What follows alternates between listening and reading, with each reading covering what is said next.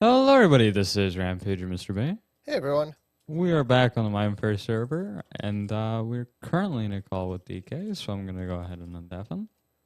I came over and we played some Resident Evil 6 and some Outcast. Hmm. Hey DK. Mama. Hi, Mr. B.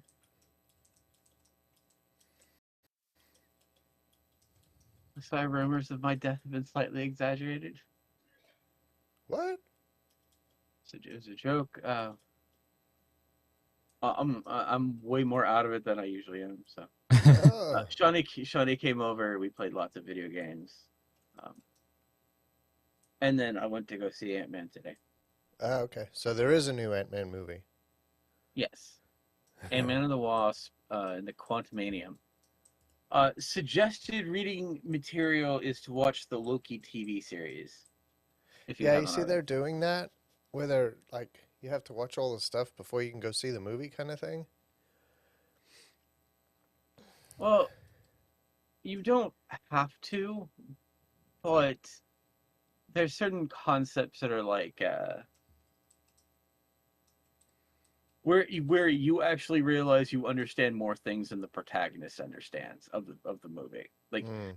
Like like like the protagonist is going to have the same knowledge as a moviegoer who didn't see Loki. And so you'd be like, protagonist, you didn't consider these possibilities, because, in their mind, like, they're not considering the wider aspects of what might be going on. And so you know what's going on, and you might be going, no, protagonist, don't go that direction, because, they don't understand what's actually also happening at the same time.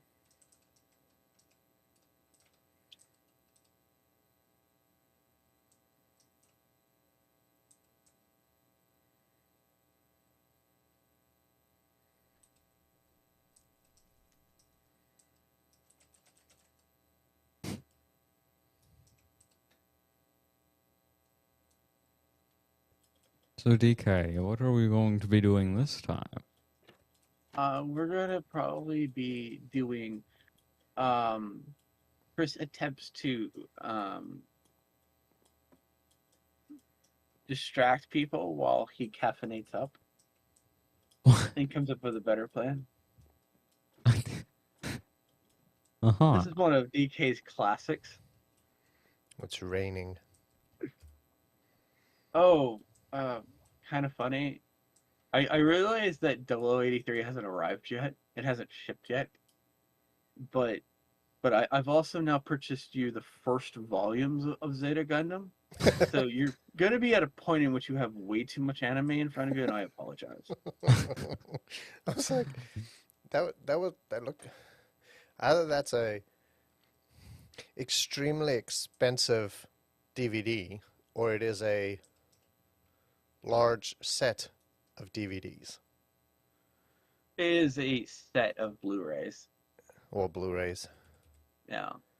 Well, we appreciate that. Thank you. I mean, you should always have the highest, finest quality, right? It's funny, we're watching Mob Psycho right now, Mm-hmm. and at the end of Mob Psycho, um, have you seen Mob Psycho? No. One of the characters is doing this little quip for buying the DVDs or the Blu-rays. Uh-huh. It's just kind of funny how he's always suggesting for everyone to buy them. Yeah, and he also says if you pirate it, you're Whoa. cursed. What are you doing out here, dude? It's funny you mention that, because there was like this Go this PSP way. game in which like the developers would come into the game and quiz you on if pirating stuff was good or not. Look at And if you this. failed, you were given a curse. Look at this sheep. Why is it there? It's like out in the middle of the ocean. They probably found a way out of your base and then just went He out. is red. I don't even know if red sheeps can spawn. How would he get out into the ocean? I don't know. Oh, that's not good. My sheep are escaping. Oh, I figured it out. Oh, you did? You found it? Yeah. Oh, you think he jumped up there? Why would he have done that, you stupid sheep? Alright, well, we can fix that. It What's seems up like next? that's the only escape route. No, there's another one here. I'll just add some more glass. But so interesting. Zeta Gundam is kind of split into two volumes. I think volume 1 is like episode 1 through 25 or something like that. Hmm. So like 0083 has like just 0083, and 0083 is a lot shorter than Zeta Gundam. I see.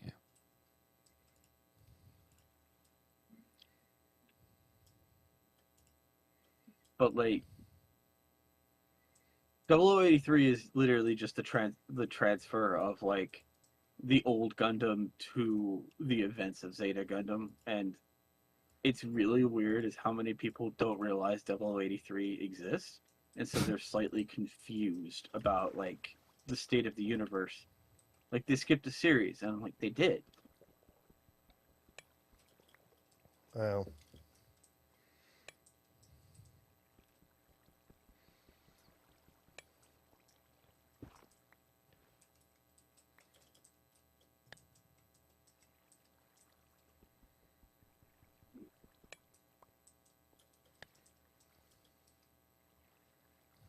Hmm. Hmm.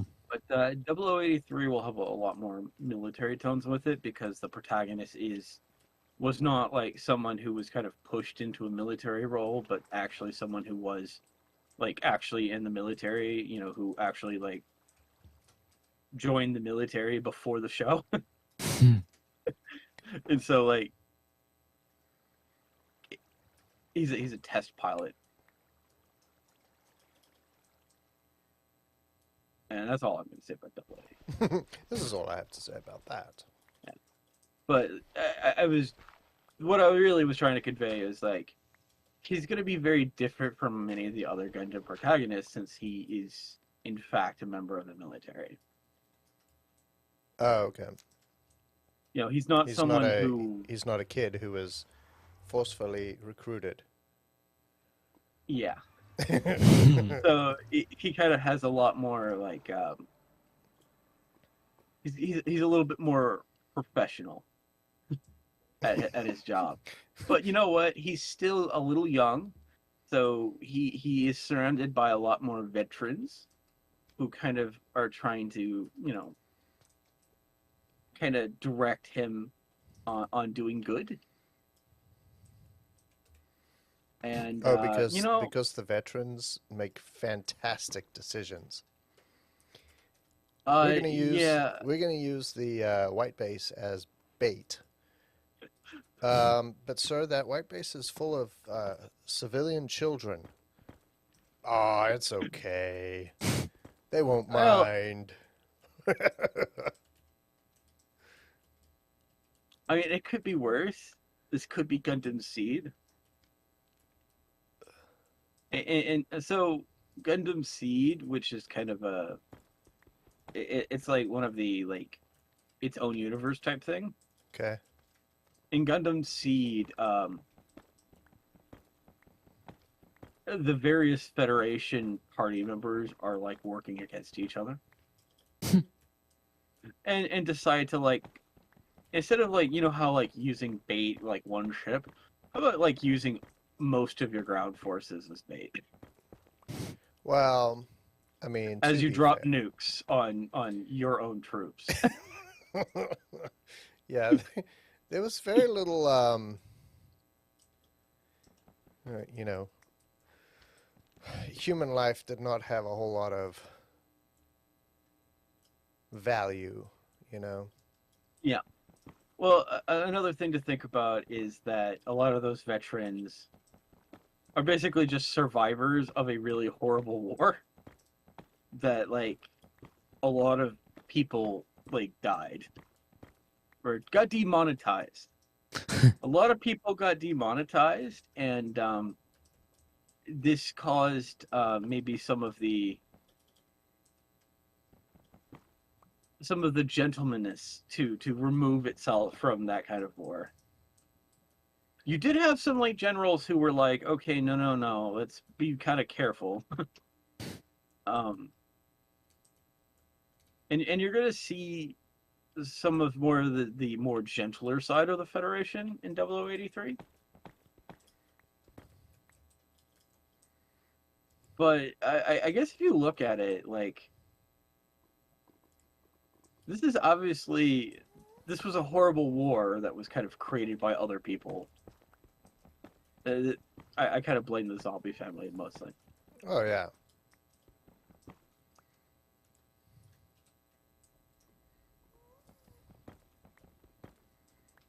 Well, I mean, Char's father wouldn't have gone that far. He was murdered because he wouldn't have started the war. Yeah, he wanted to find the words, convince the Federation. Yeah, And I think maybe he could have found those words.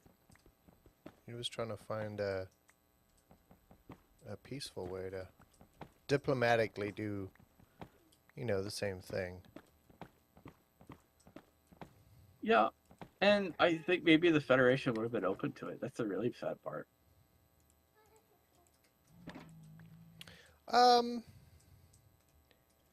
I mean, sort of. I mean, definitely when they captured the one guy and Char set him free, there was oh, what's happening here? It seems like he might have been open to it. But then, of course,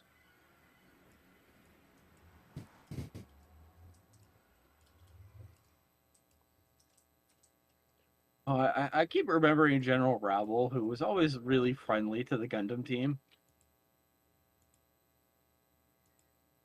I think I remember who that is.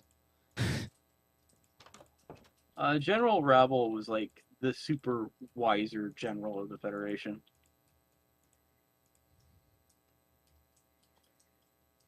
Like he was constantly supporting the Gundam team through their misadventures.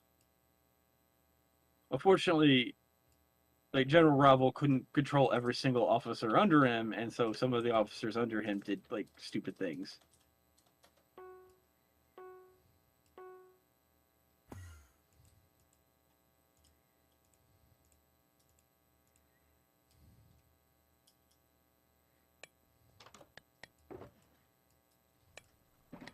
Zeta Gundam, you'll see a lot of old faces coming back.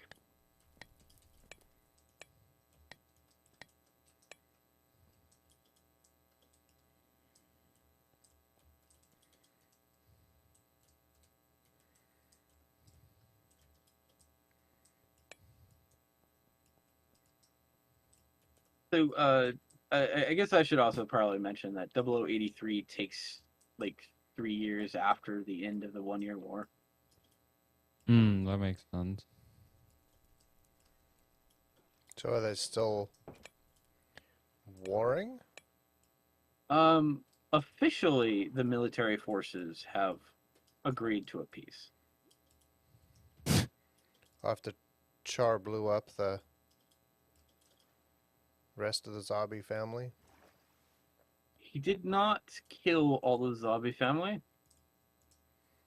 He actually saved one of them. Yeah, except for that one, right? Yeah, the girl. The aggressive ones, for sure.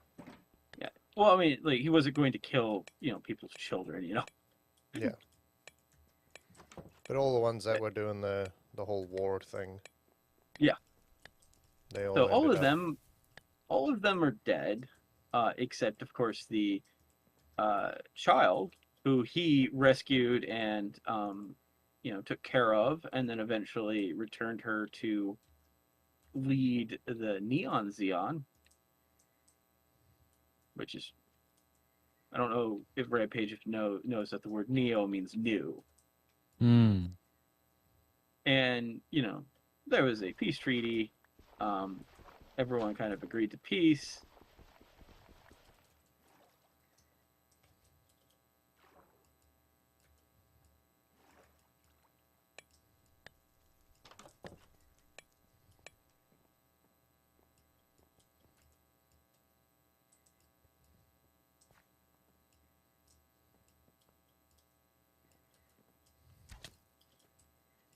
Now, you're probably going to see something similar to kind of like the background of what happened in Star Trek 6.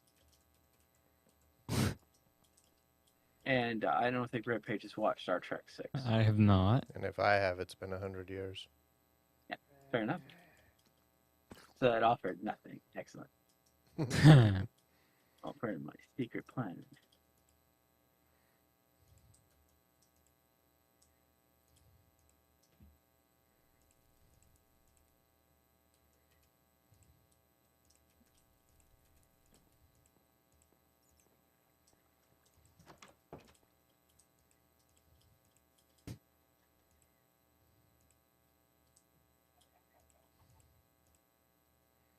Why do I have iron nuggets in my inventory? I'm so confused. Because you were making chains and lanterns.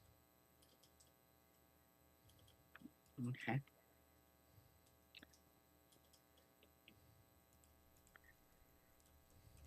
Weirdly enough, I decided to expand on my farm.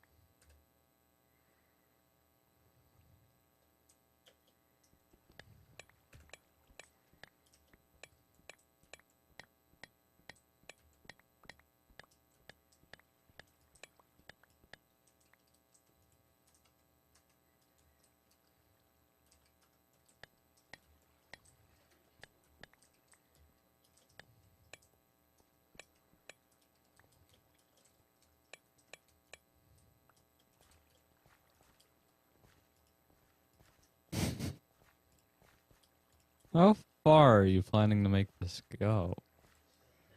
I was always intended to like have this be real, and it not being real makes Chris sad. Chris has just not had a chance to like actually work on this.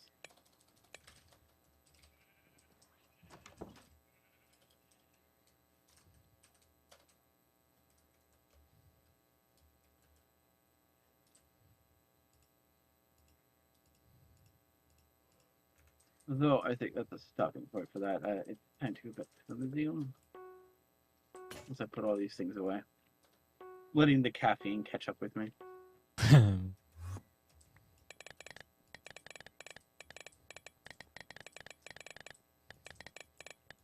kind of have like a full inventory right now, and I'm deeply confused on why.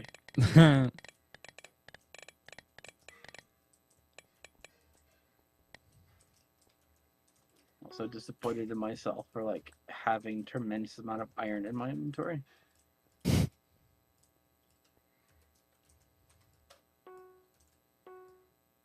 I don't know. I have one loaf of bread. That's weird. So, DK, have you started, or are you going to start, or do you have any interest in playing the new Hogwarts? I have not purchased that game yet. I'm in the conundrum of, do I buy it on the PlayStation 4 or do I buy it on my computer? If I buy it on my PlayStation 4, me and Shawnee can play it together. It has co-op? No, but like we can pass the controller and like enjoy it like together. instead of just me enjoying it by myself. Yeah. And part of me goes, I'll also get because I think on the Sony consoles they have like some bonus content exclusive to really? them. Oh, really? Yeah. Huh. So I'm like, that makes a bit of sense.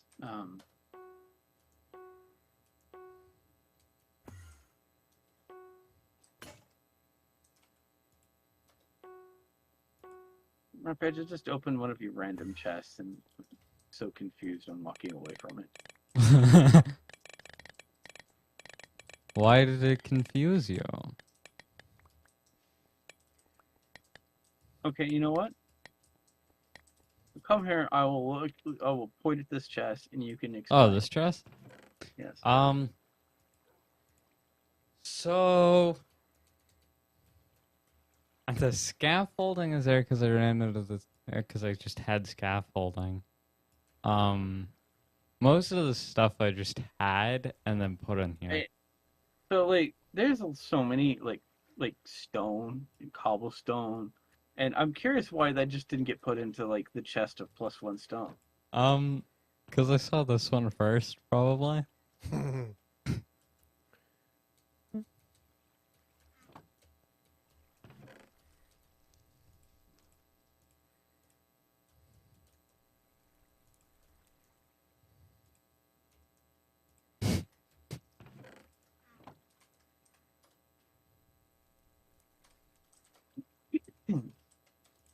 But yeah, I've definitely bought. Essentially, I haven't decided on what system I wish to buy it for. I have Yeah. watched someone play it, but that's as far as I've gone. I've looked at it, and I have my conundrum is because, of course, any game I buy, I have to buy 2 of them. Yeah. So my conundrum is not PlayStation or PC, although that might fix some of the problem. My conundrum is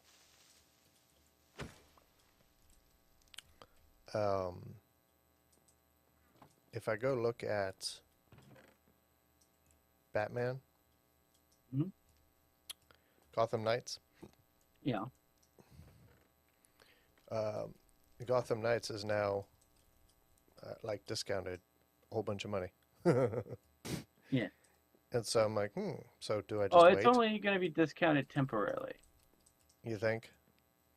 It's the Bruce Wayne sale or Batman sale. Yeah. They're doing it to honor that special Batman day. So you don't think they'll? I think the price is going to go back up. Yeah, but it'll probably go down Eventually. with every sale. Yeah, it's always Because how Steam usually does things is they have the base price, right, and it just stays the same, but then the sales are really good. Yeah, and then you have some games that 10 years later are still the same price. Mm-hmm. Or the worst case scenario, and this is the most scariest one I've ran into, the game gets more expensive. When has this happened? Do you Happens think? a lot more than you might think. Do you know if they're gonna continue to do DLCs for that game? I have Do you know no if that's the idea. plan? I'm not sure what their plan is, to be honest.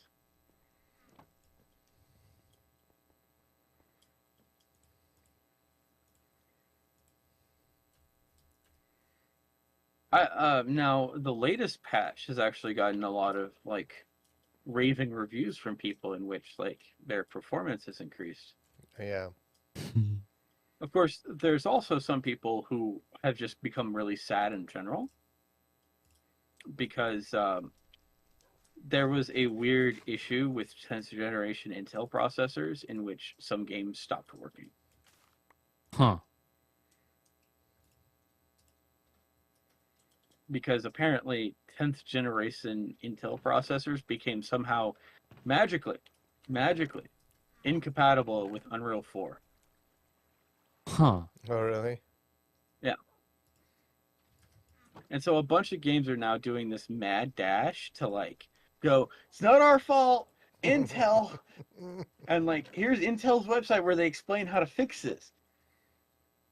Because like, there's actually a fix for this because I have no idea how this happened. I don't know what Intel did or what anyone did, but apparently someone pushed a button and like made every Unreal 4 game break with Intel 10 processors. Hmm. In which like the games don't start anymore. Huh. In which you have a bunch of people attacking devs going, oh, this game doesn't even work. I turn it on and it immediately breaks. And I'm like, huh, no, I had no problem. Are you okay? And like the dev has to like a lot of these indie devs had to figure out that like no, it's not them, it's Intel. I just think that's interesting. But yeah, no, I don't know what their deeper plans are at this moment, unfortunately. I don't know how well Gotham Knights sold. I guess that kind of is the determining factor. Yeah. Since right now, like, there's a tremendous, like, gamer hatred for games as a service. Which generally, like, how Avengers continuously had content releasing after the game was made. I don't know how much of the Avengers you played, but they kept adding more sub campaigns. We almost got through the tutorial. Yeah, I beat the main game and was working on like the third campaign, I think. Mm-hmm. Which I had to do something terrible is I realized I was missing like one of the first campaign goals requiring you to launch a mission in like several specific places. And I realized I never had. I mean, I had, but I hadn't done the prerequisite mission, and so that didn't count. Mm-hmm. So I was horrified to discover like I was like missing a basic campaign mission that I had like. It wasn't a mission, but it was more like a side objective. But it like horrified me as like technically I didn't beat the first campaign, you know? Thankfully, once you hit the second campaign, like everything of the second campaign and onwards is fully co-op. I think me and Rampage were doing the Kate Bishop part. We have done that. Of course, I was playing it on a really sketchy hard drive at the time, and like reality kept breaking. I don't think that was actually the game. It was just reality breaking. I remember some buggy stuff happened when I didn't update the drivers. Yeah. Interesting enough, that campaign actually leads to eventually a campaign where you get like Hawkeye. And it's weird is I like Hawkeye and Kate Bishop, and it's like it became a really difficult thing of which one I was going to use.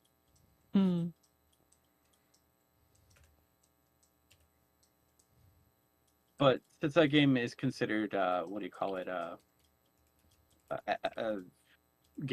gaming as a service, like they just continuously dump more and more like story content into the game and more campaigns. And I haven't even played the Wakanda Forever campaign, which adds like so why Black you Panther call to it the game.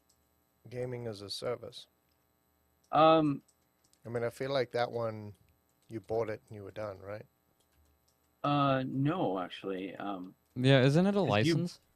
Isn't that what it is? Well, the thing is, it's because they're just when you go to the mission managers, it has like tremendous amount of missions that they're pulling, and so like they're just constantly making missions basically. But they're not charging you a monthly fee, right? They're not charging you a monthly fee, but because of the way the game is constructed, some players dislike that. Yeah, I would think more like Because instead of monetizing through like DLC or anything like that, they were monetizing purely on cosmetics. Yeah, what's wrong Well, with that? that's not isn't I I have thought I game am as I thought games as service was because they license you the game and you don't actually own it. Oh no, all games license you the game. There is no such thing as a game that's not a license. Because if they let you own the game, then you could collect profits on the game. So Hmm. so everything is a license. So gaming as a service, the idea behind it is that like I'm not quite sure why people get so upset about it, to be honest. Because in my mind, I generally, as long as I keep, as long as they receive money in some way, they're going to keep making content. Yeah. But some people like the idea of, well, the question generally is what happens when they aren't making money anymore and they decide to take everything out. That means the game is gone because so many of the files were server hosted.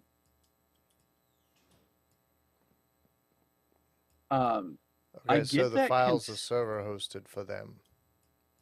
I mean, that's usually how, like essentially, like that content farm like has to stop eventually, and they feel like they'll lose the game.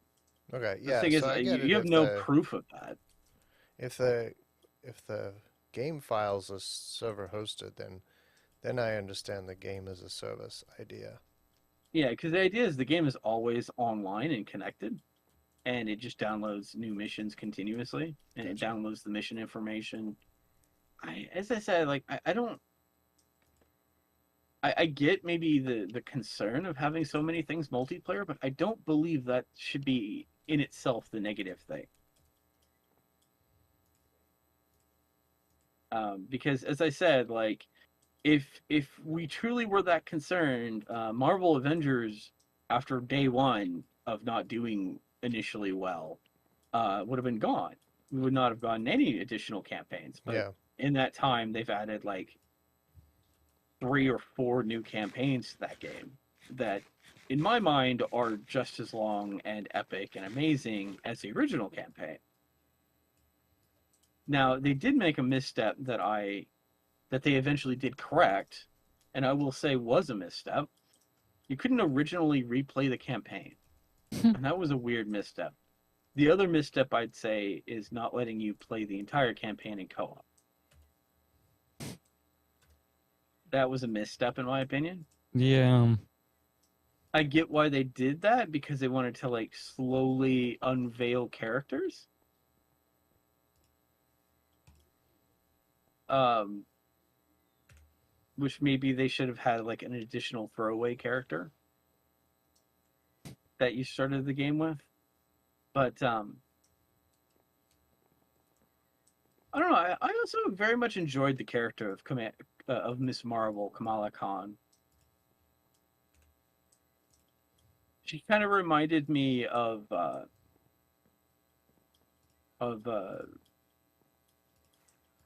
I keep saying Rich, but that's not correct. Richards, Mr. Fantastic. Yeah. Like she kind of reminded me of his powers, but having her kind of own twist to that. She, oddly enough, was also the healer, which I don't know if Rampage ever used her as a healer. Probably not. But when you got deeper into that game, you actually started revealing that some of the characters actually had like movesets that kind of allowed you to kind of like take a little bit more control of the direction of your character development, but it wasn't obvious at first. Because like some of the later ones you would actually build up, and there were ones that would spawn the ability to create little like power ups that would do different things. And once I realized that a lot of these characters had these builds like this, I would generally build my character around generating more health. And like having so many different moves like create health tokens. I liked being continuously like 100% topped off on health.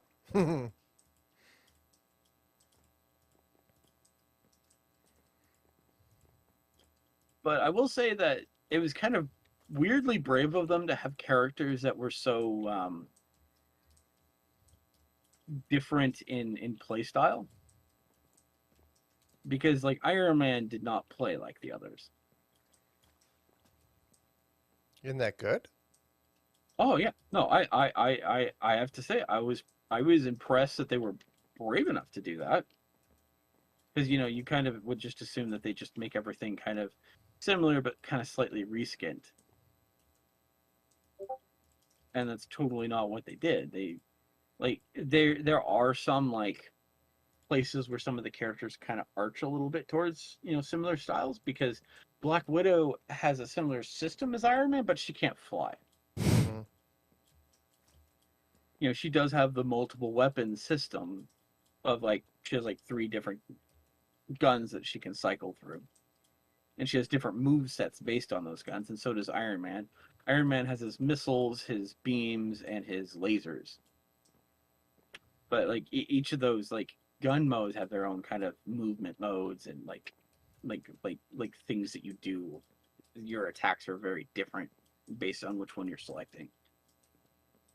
And then you have like all these other abilities that like cycle in and make those other abilities more stronger and so forth.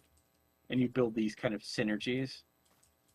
And you don't see that originally until you get much deeper into like, because there's multiple skill systems. I don't know how deep you got into Avengers. I didn't get very deep. So you had your basic skill tree, and then you had a more advanced skill tree that kind of like took the skills and kind of added a twist to them. So you had a second skill tree that was not adding skills, but instead like adding twist to the already existing skills that were in the first tree. Then you had a third tree, which required a very unique special resource that I never obtained. Though I'll be honest, I was a little triggered when they got rid of the ability to upgrade gear, because apparently people complained about having to upgrade gear. Why would you like not want to upgrade? there were, I don't know. See, like I had this material that you could then take to any material and like upgrade it. So like you looked at your gear and you either salvaged it or upgraded it. Mm-hmm. And I liked that system. It made sense to me. But apparently people like complained about that being too grindy, and I'm like, what are you talking about? Like the game throws loot at you, and you just like apparently they played the game differently than DK, I guess. Well, DK, you also have to understand you'll like go out and do like every objective, every side objective, and like do everything you can in every mission. Not everyone does that. I was actually really horrified to play with randos in that game, because I wanted to collect all the treasure chests, and I actually read on a Steam forum someone was like, you only need the in-game chest. It's the highest level goods. Ignore everything else. And I'm like, no, collect everything. Yeah. Must have all the stuffs. Well, and the thing is, because I did all this, I had so many resources to upgrade stuff, and I also had a lot of money. Some of the premium, like there were certain premium things that you could buy with just regular in-game currency. Mm-hmm. So the idea was that they would cycle those into the stores semi-randomly. The stores would sometimes just sell like premium skins and or premium things. I'll be honest, I did buy one like fatal animation to activate. I bought one, and it was this very specific one. It was for Kamala Khan, the one where she pulls out the big Slurpee and drinks it. That to me was so funny. I'm like, you know what? No. You know what? You can have my money. You can have my money. Take my money. This is funny. I like it. You need to do more of this. But, I will admit some of those skins were kind of like this one is blue, this one is gray. That one, like, that didn't really impress me all that much. This one is a slightly different shade of gray. Now, I realize some people probably had a particular favorite, and, you know, hey, you know, that's cool. You know, each their own. But the idea that one thing that I definitely have to disagree on is some people go, oh, they should all be free. Do you know what happens when all the skins are free? That means there's 3 skins Yeah. and no more. And when you do want a new skin, you can't get it. Now, I guess Gotham Knights took a different trail on that because your inventory determines your appearance. Hmm. So this also kind of made the Visionary Pact a little less useful. Because you got like costumes that were basically only good for the first like mission and never again. Yeah. I guess you did gain the transmute, but I have to be honest, I must have been really unlucky. Because I would end up with the highest level suit I could make was something that looked exactly like the suit I already wore. And it was like kind of depressing. Like I do want like a new suit eventually, and it's like, darn it. And then sometimes I have to decide: do I want something suboptimal just because I'm tired of looking like the same character? You know, yeah, yeah. Those were difficult decisions I had to make. Though it kind of got weird because they kind of revamped the difficulty midway through the game. Hmm. So I ended up the game actually like leveled things back up to my level, which was concerning because originally they weren't being leveled up to my level. They were based on what day I was on. Hmm. And this is where the game like finally punished me for like over leveling. Because like now I'm dealing with enemies at my level, but gear not at my level. Hmm. So I had a few days of transition until like the gear was leveled up to where to the same level as the enemies I was facing. So I had a few difficult days where I actually had to use health packs. It was really concerning. So I'm used to like exploiting my bat med kit thing of like, you know, Batgirl summoning her robot that does AoE damage Mm-hmm. and also heals all teammates with massive AoE heals.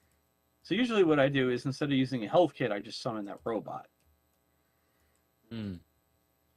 And just Sometimes by I summon that robot after combat just to like top off my health.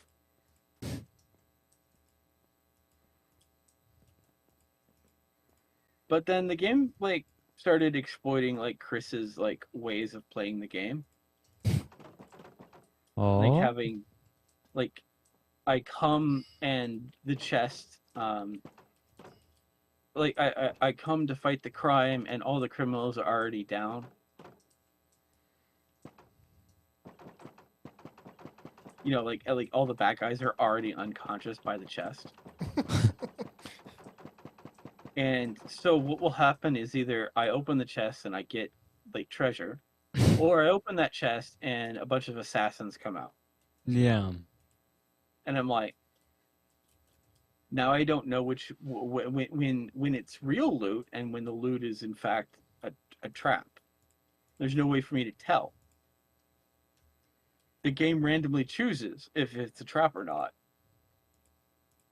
Like, game, are you trying to convince me not to take loot? That's concerning. I mean, there has to be some sort of tell.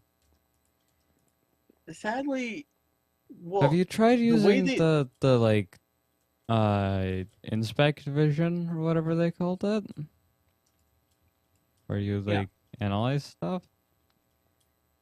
Yeah, but the thing is, like, the idea is the chest will be empty if it's a trap. Hmm.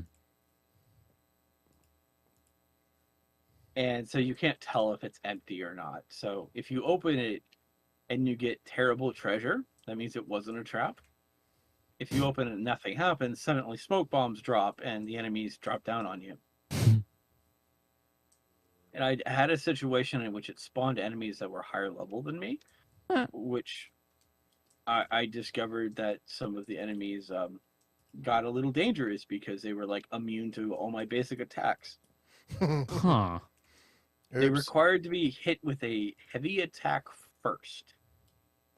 Hmm. I had to, and not just a normal heavy attack, it had to be a ranged heavy attack. Huh. And that required me to like accurately perform a ranged heavy attack in Yeah, I front of. might have had to give up at that point. Oh, thankfully you have Rampage who could probably do that, and you can like Oh yeah. Yeah, fly yeah, away. absolutely. But when you're doing it by yourself, you don't have like the resource of another player to Yeah. kind of. Help out. And Chris has very much Chris over level. That said, I haven't even unlocked that 4-player co-op yet, and instead I've like hit max level. So have you finished the game? No, I have not. I've put a lot of hours into it. How many hours do you have? Let me see. I am at 50.1 hours. And you haven't my finished the mind- game? Yeah, I've not finished the game. It's pretty decent. I think I've hit max level.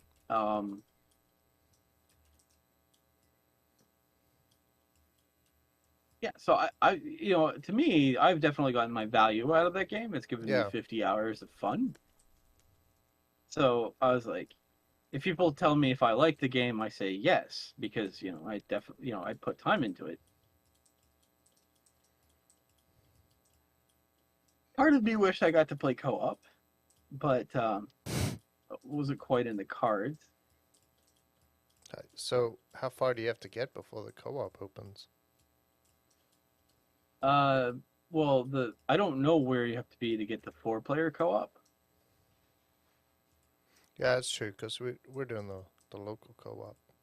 It's not. Yeah, It's not really local co-op, but you get you get 2 people pretty early on. Yeah. Yeah, that I've unlocked, just not 4-player co-op. I have to find someone else to apparently buy this game for. But it's like, I don't know how well they'd put up with me being max level. Here, let me use my like level 30 batarangs. I have to say, I appreciate that the batarangs are actual real weapons. That's one thing that annoyed me about Arkham Knight. It would take like 10,000 batarangs to knock a single bad guy out in Arkham, the Arkham series. Like, they made the batarangs so worthless. And in Gotham Knights, you could totally take people out with that. You can have entire combat sequences with just the batarangs.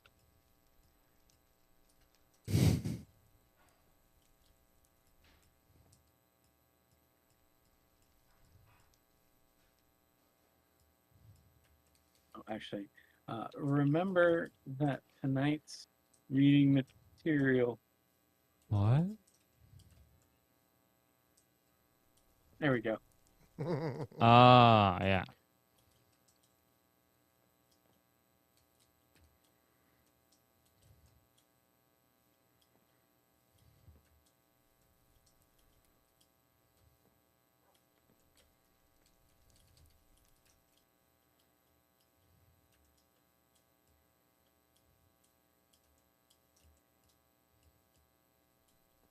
I actually really liked the Loki TV series.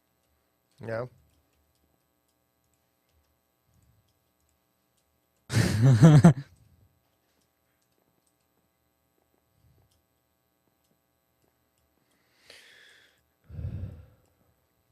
What will DK's response to that be?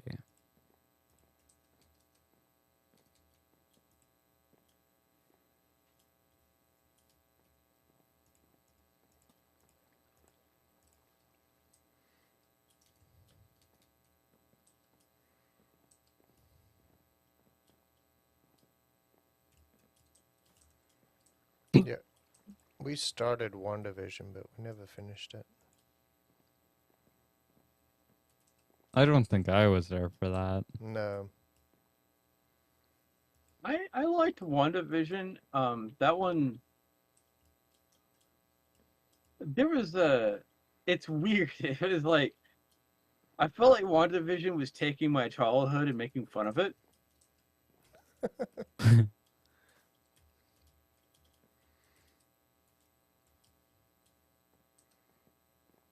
Because of the black and white TV shows. Well, no, it's just because of the various eras of the. So, I know you haven't watched it, but like the episode structures, it moves to different like eras Yeah, they suddenly went of color at some point. yeah. They eventually hit like more modern era, and you go, oh gosh, I can't believe I've watched sitcoms like this.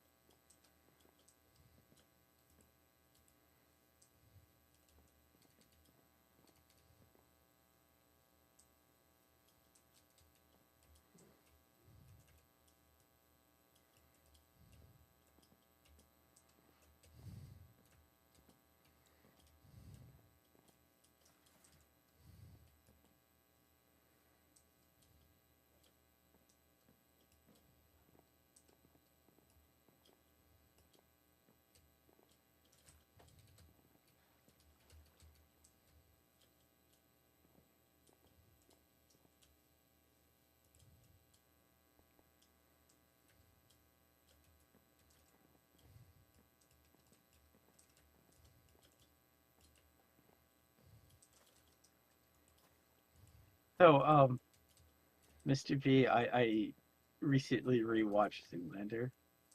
Which one? Zoolander. Oh, gosh, I haven't seen that one for 100 million years. I sent screenshots to Rampage of one of the scenes from that, particularly about where he's looking at the model, and he's like, "How can we expect the children to learn if they can't like fit inside the building?" Oh, wow, I love how immediately Dad can learn, like learned, like figured out exactly.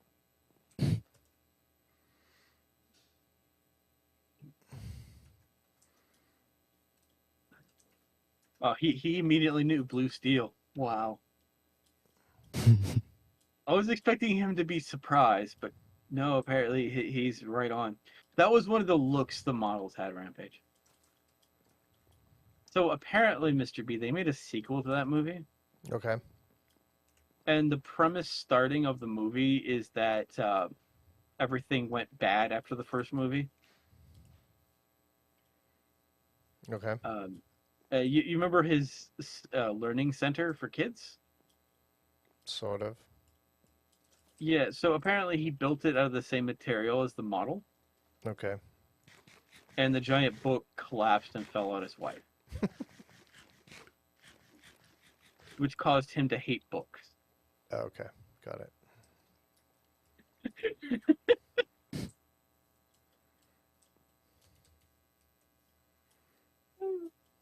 All books are evil.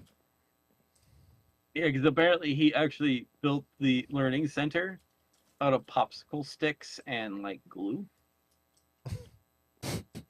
Because these are fantastic. And I Building question myself, materials. like, you'd think an engineer would have stepped in, and that's actually what we were talking about before you arrived. You'd think an engineer would have stopped them, but then I realized most likely the architects silenced the engineers.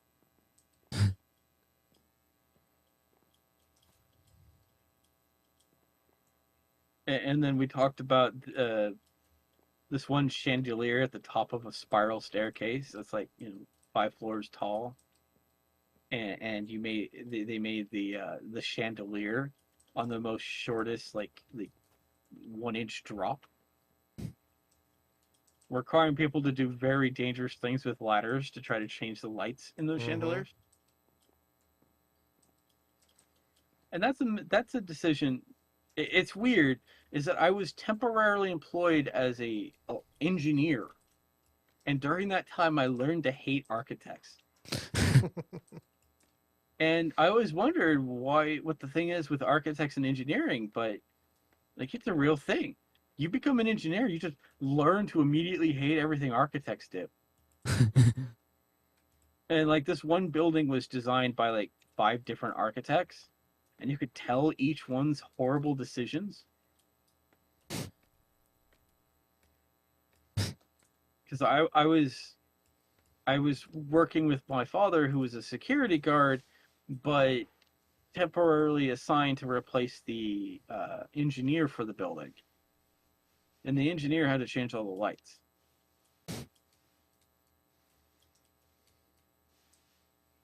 Though we found one that like we just said no. Um, it was one of the exit sign covers. We took the light out and it started shooting out sparks. We killed that one on the on the circuit, and we are like, no, you're gonna have to actually hire real engineers for that one, like temporarily. There's something wrong there. Yeah, clearly. It shouldn't be shooting sparks. We also had the interestingly dangerous floor lights that were outside, and the adhesive that was put on them didn't stop water from filling into them. So you had these like floodlights on the floor that were underground, and they'd fill with water. Mm. And we're like, you know what? We're not changing those because we don't want to die. Yeah. Because essentially these lights are submerged in water. Who designed this? Who approved this?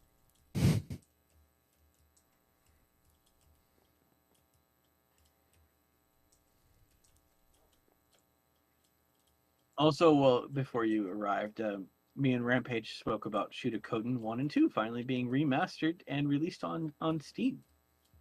Which one's this? Shudakoden 1 and 2. What is that? It was a JRPG series from the PS1 era.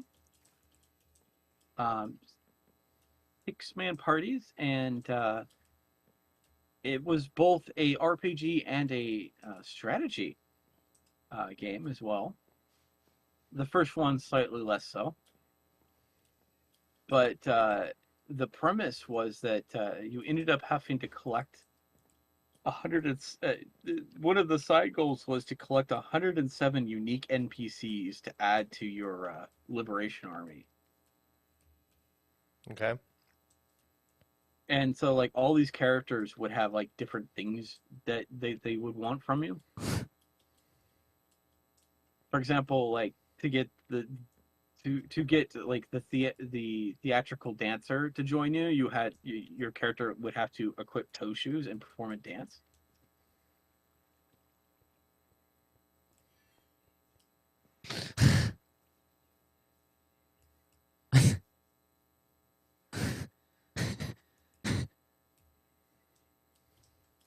Those are two very different things.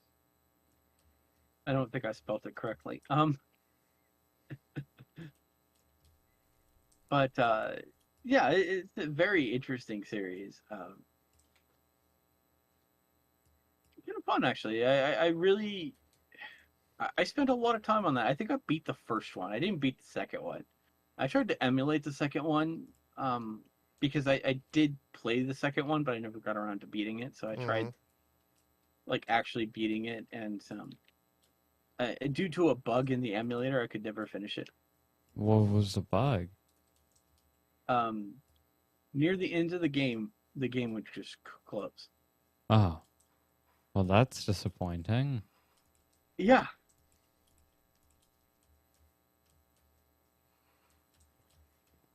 I never figured out how to fix that though. But as I said, I was playing it on an emulator. So I look forward to actually beating it properly. Yeah. So the first one, the first one is you are the son of like one of the generals in the army, and you get asked to do something immoral that you refuse to do, and this makes you a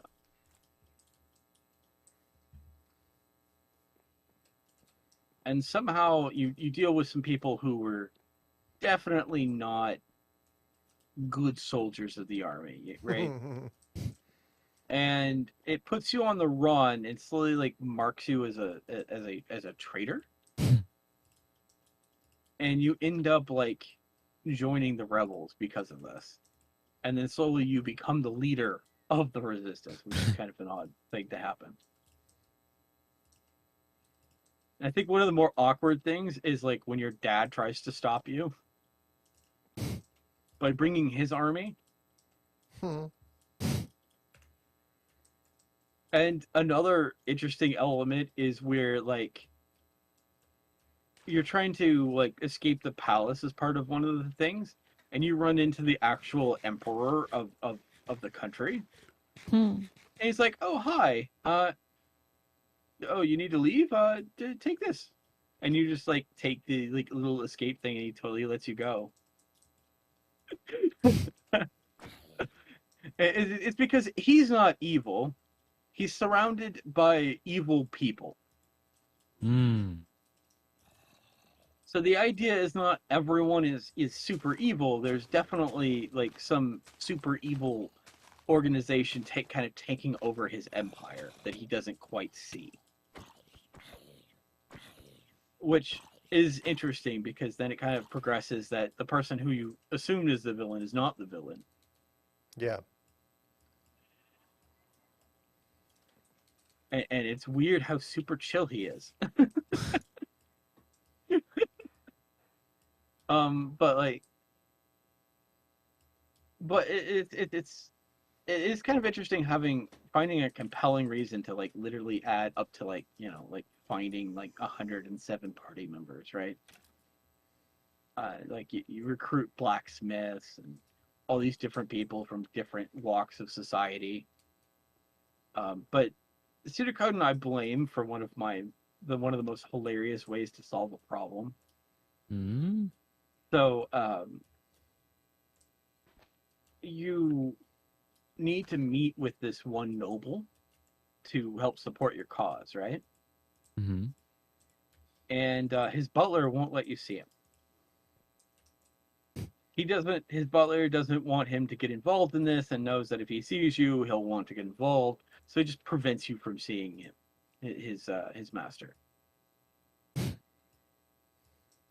So one of your party members is like slightly less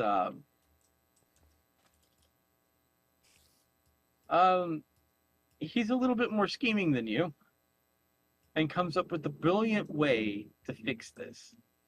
And this is to set fire to the person you want to recruit's home, forcing him to leave his home and see you. I mean, this makes sense, right, Mr. B? Mm-hmm. He would have to leave. I'm like, I've never considered that as a way to convince someone to like come out and see you that you want to see.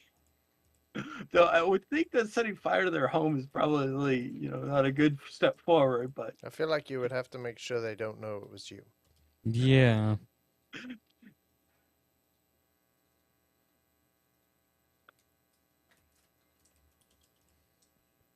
yeah, so like that's the new strategy that now like sits in my head anytime we play a like tabletop RPG is like, can't get the NPC to join you? Set fire to their home.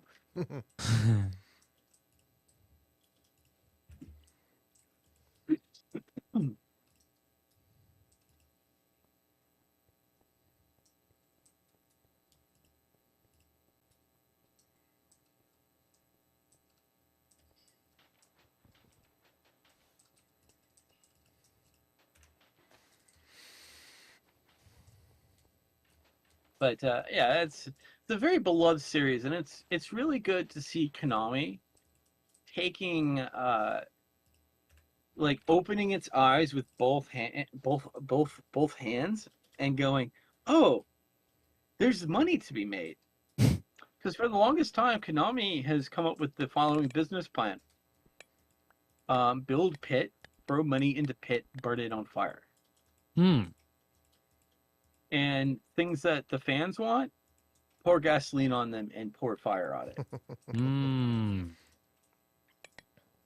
This is a company that like successfully like convinced one of its creatives to basically permanently leave the company and stop making money for them.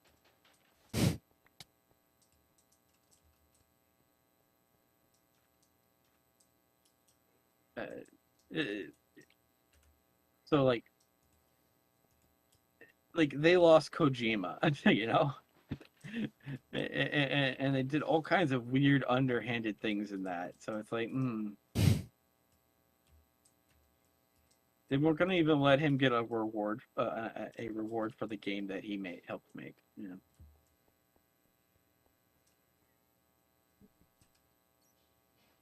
I think it was so bad that Kojima actually like had every mission start by directed by Kojima.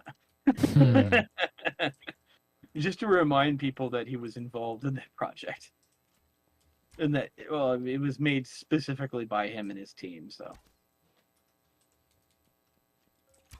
like Konami like actually like stopped making a lot of video games because they said that they made more money from their pachinko machines. I imagine Rampage does not know what a pachinko machine is. You're correct. So it's a machine you put money into, and it drops like a thing from the top, and it like this like ball goes down to the bottom, and so imagine like a uh,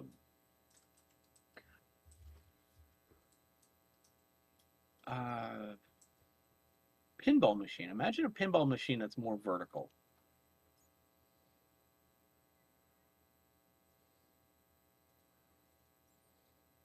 Oh hey, Rampage. DCL wants to pay you $1 million to dig.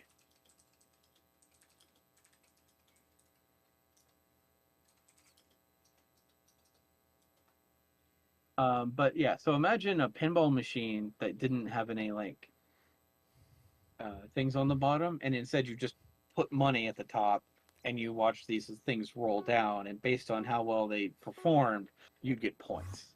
Hmm. These pachinko machines made Konami more money than their AAA games So people because were they would just playing pinball, basically. well they would these pachinko machines would have like video game elements to them because they'd have like little monitors, and like when you did things they would like have video game stuff happen, Mm-hmm. like hide into what you were doing, and they were making pachinko machines based on their intellectual properties, and these pachinko machines made more money than the actual video games that they were making. So they're like, there's no future in video games. We're going to go all pachinko machines. And then they realized that the reason those pachinko machines were successful was because people played the games, and that kind of helped make those more successful. So Konami discovered that maybe they should make money instead of just making pachinko machines.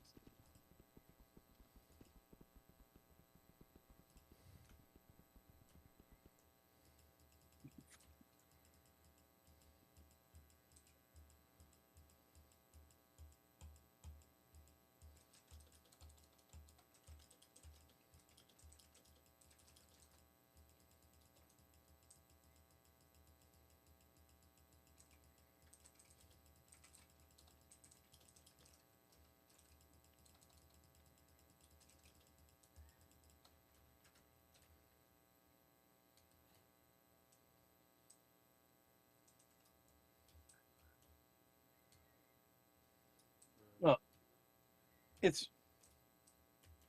This is where like we need to like start sub-licensing this contract out. And then like iGamer wakes up and it's like, you've been subcontracted. $100 to cut out this entire block.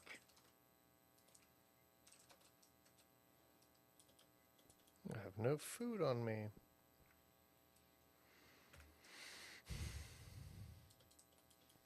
I can bring food. Oh, hang on one second. Let me get to a place where you can do that.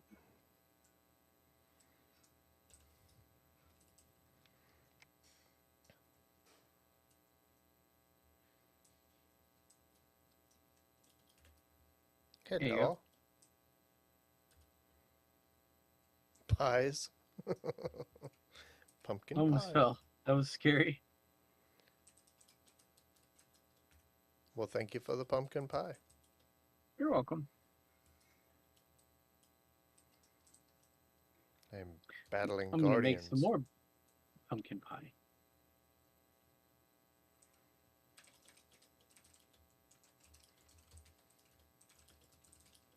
It's so weird having like 10 billion boosts.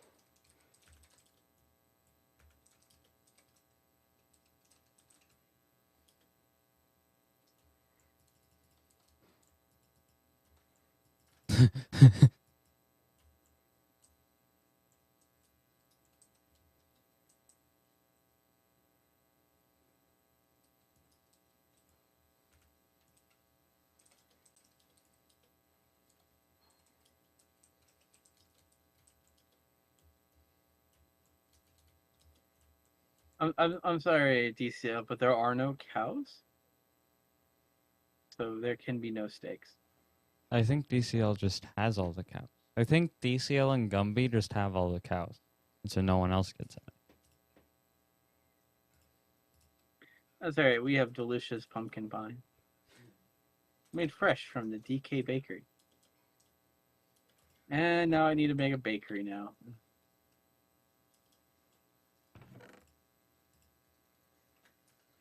Realize I don't have a bakery. DK needs to make a bakery now? Yeah, it has Does- to have a does giant chef hat. Does on the DK roof. really need to make a bakery, or does DK just want to make a bakery? No, Well, I he's need to got to make have one. a reason to have all of the pies. That, and also I just said it was from the DK Bakery, so now lore says it has to exist.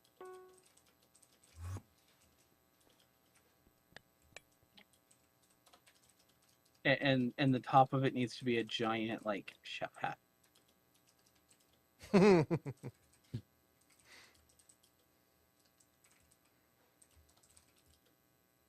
Oh, some semi good news is that Sunhaven is going to be hitting version 1 soon.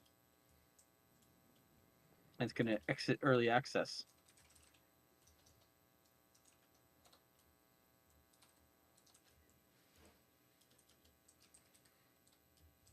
Oh, that I is know good. this, Yeah. they're going to be releasing an early version of the like 0.9 or 1.0 patch.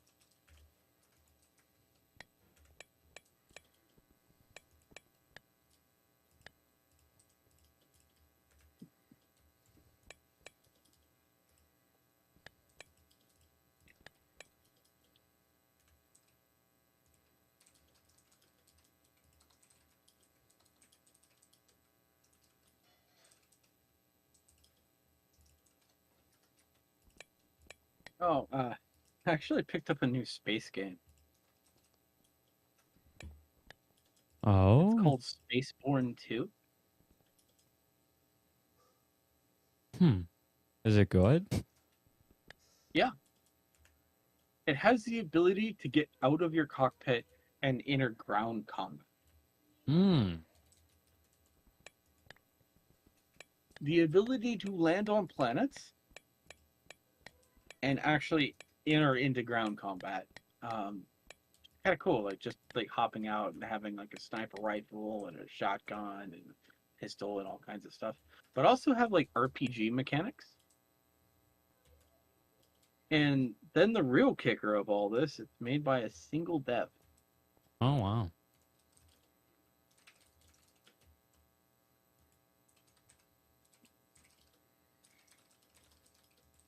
Anyway, it's called Spaceborne 2, and it is right now $15 on Steam. Hmm. It's in early access. They haven't done all the VA work right now, so instead they have like a bunch of like AI voices doing the VA work with different accents, which is kind of funny.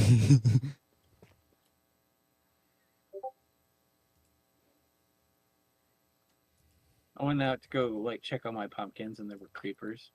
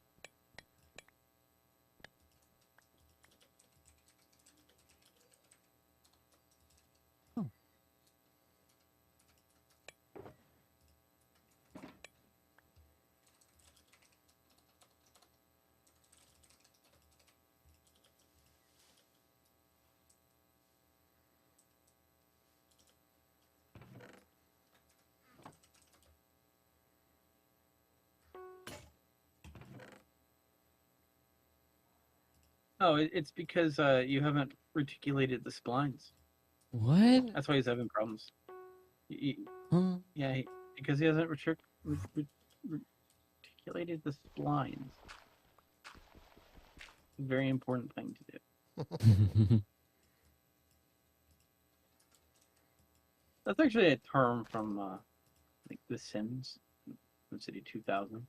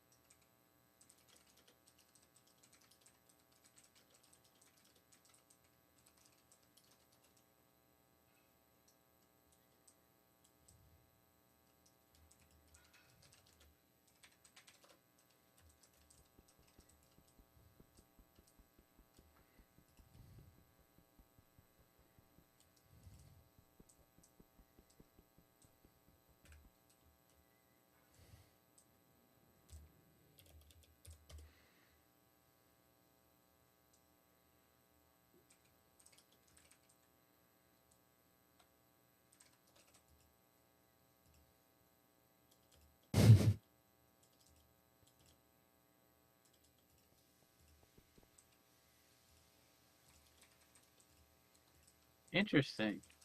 You can't sell beetroot seeds to the server. That is strange. Can you sell beetroot? The actual thing? I'm scared to do that.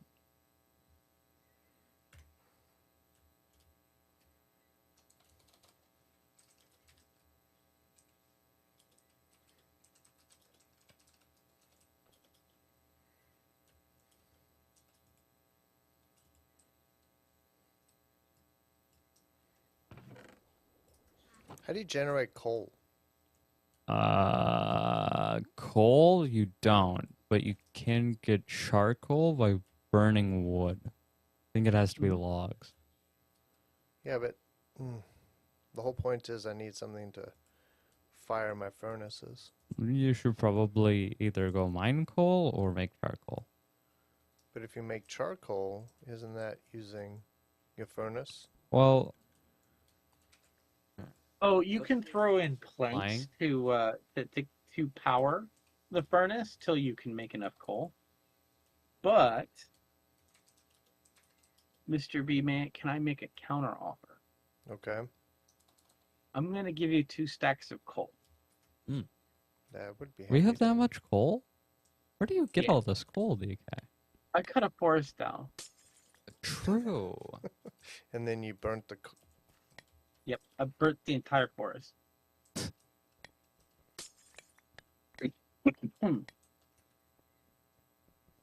Once Mr. B accepts my teleport request.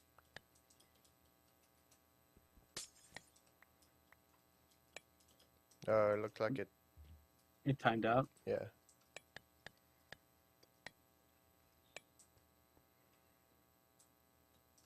Let me make some more food here to give you while I'm there. Oh, I've got And- food. I don't need food.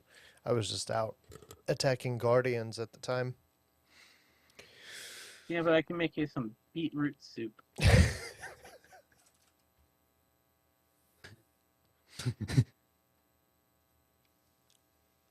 There we go. CPA, Mr. Beeson.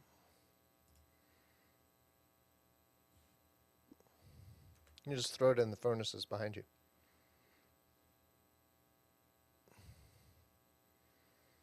These furnaces? Yep.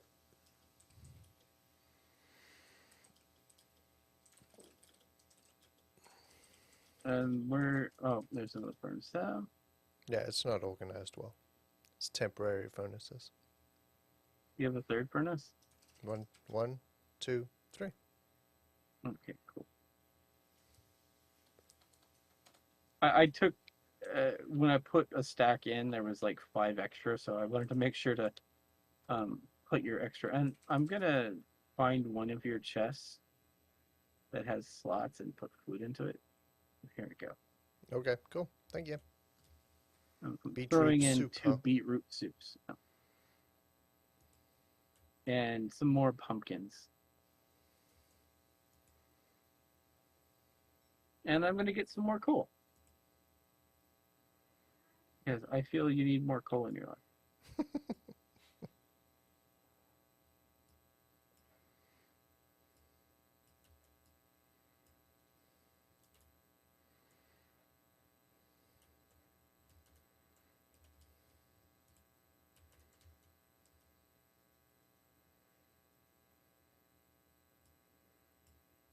Cool.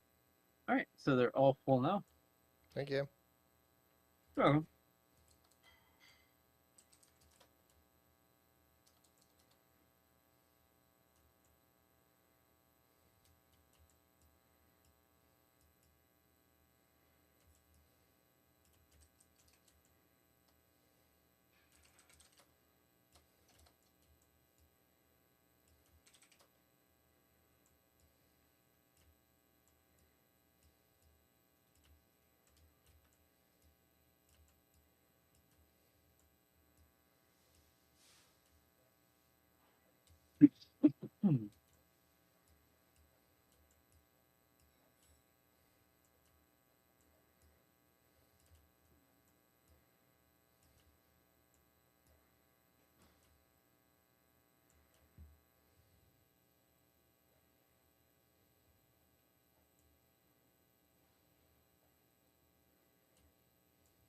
Okay, and I think it's time for Chris to cut more trees down. How many trees are you going to murder? Yes. That's too many. There won't be any trees left. I never finished cutting this forest down yet.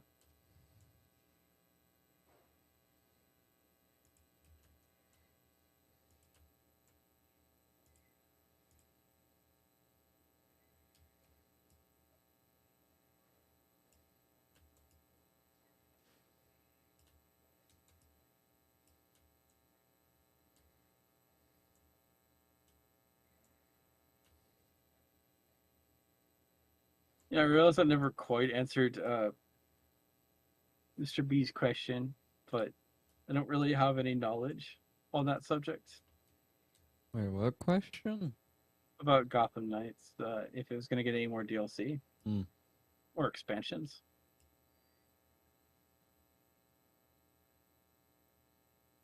I think I just like displayed the fact that I have definitely milked that game for content. I'm glad I didn't stream that game because like people would probably have gotten very upset with Chris.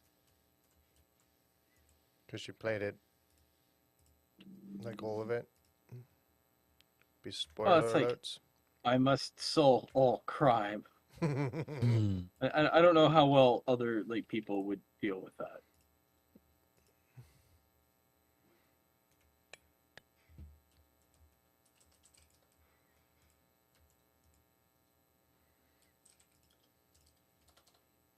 It's kind of funny as I took care of most of the bosses like super early in.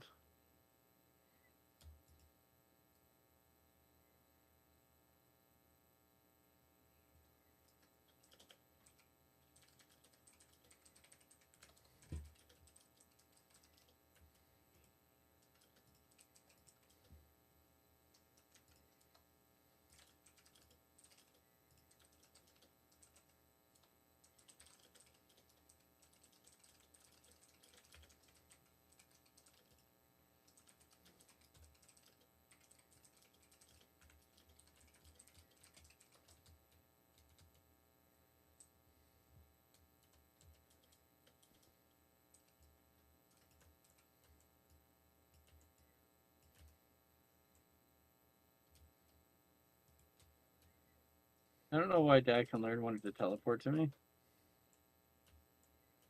Why did we? You wanted to teleport to you? Hmm.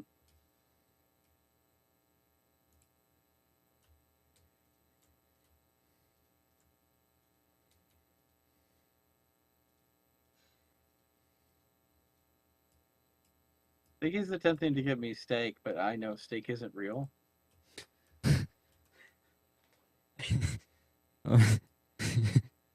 Is funny. So obviously it's not steak, but actually rat. Oh. Mm-hmm.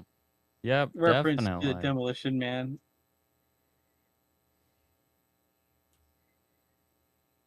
That is one we haven't watched recently. Really? But it should be on the list because Rampage's mother likes to talk about it. The only store in the world left is, or the only fast food restaurant is Taco Bell. The only restaurant is Taco Bell.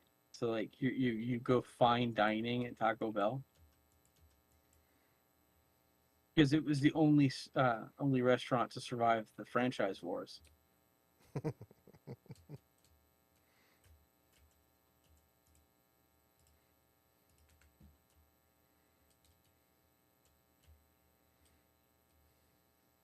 And basically like hamburgers became illegal because it was bad for you. And all the radio shows got replaced with like old commercial things. So like all music was, like the Oscar Mayer theme song.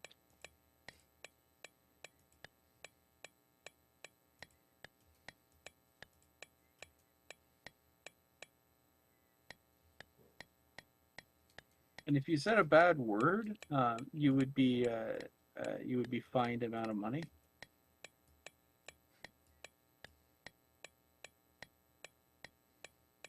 And of course, the government forced a forced morality system.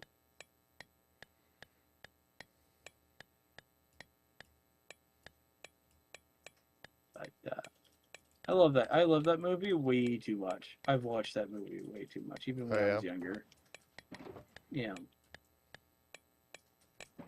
Like we recorded it a long time ago, and I would just watch that recording so much.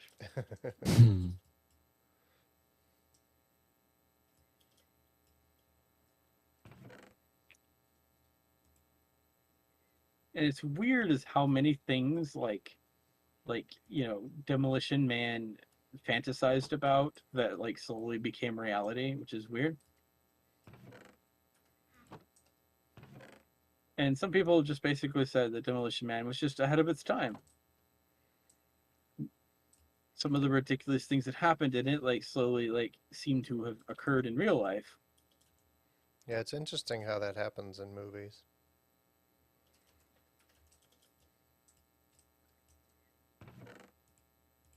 So I hope we never hit the point of like overcorrection in which like we have police officers opening up a console going, tell the maniac to lie down with his hands on his things. Issue out a verbal threat or else.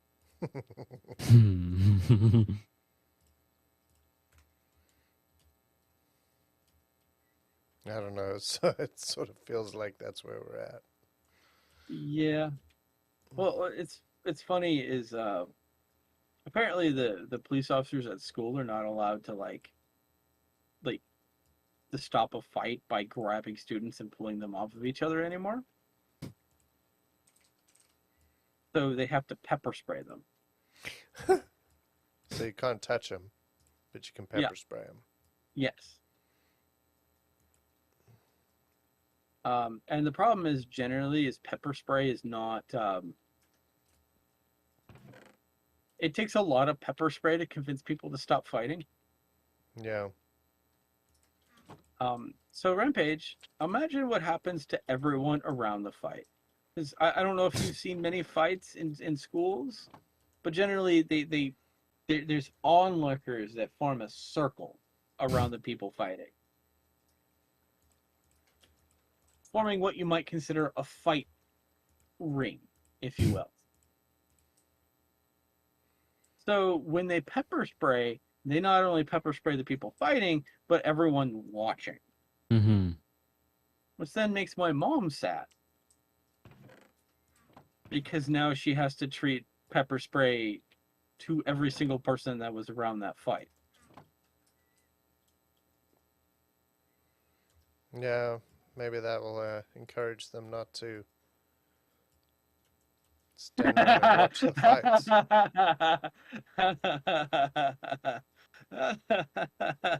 You're funny, Mr. B. Common sense? No. No. No.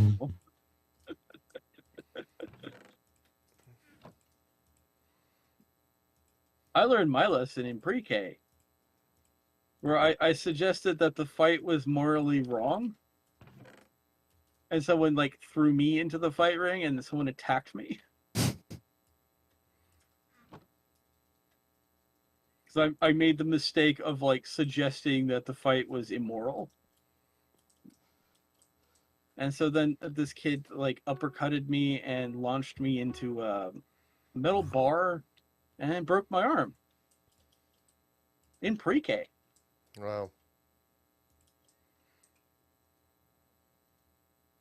Boy, I'll be honest with you, when it came to like people getting into conflicts, I took a much more like far away route of not my problem, I corrected my self-righteous behavior a little bit.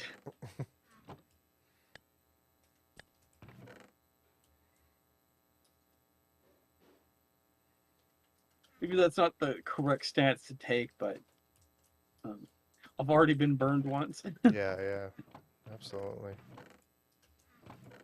I realize actions have consequences, even, and you have to ask yourself if you're willing to deal with the consequences of your actions.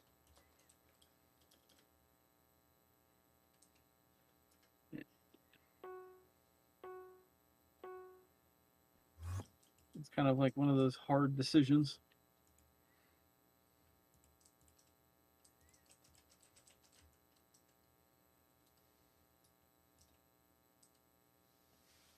Pedro, are you doing bad things I should know about? Not yet. I've had to get a bunch of stuff to.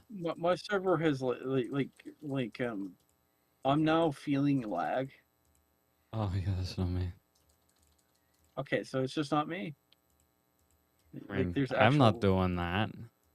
Okay, I don't someone know. is though. I don't have any problems.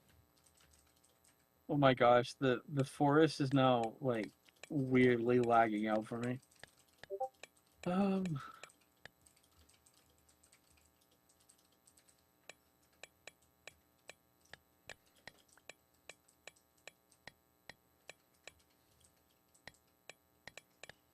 Been a while since I've done this.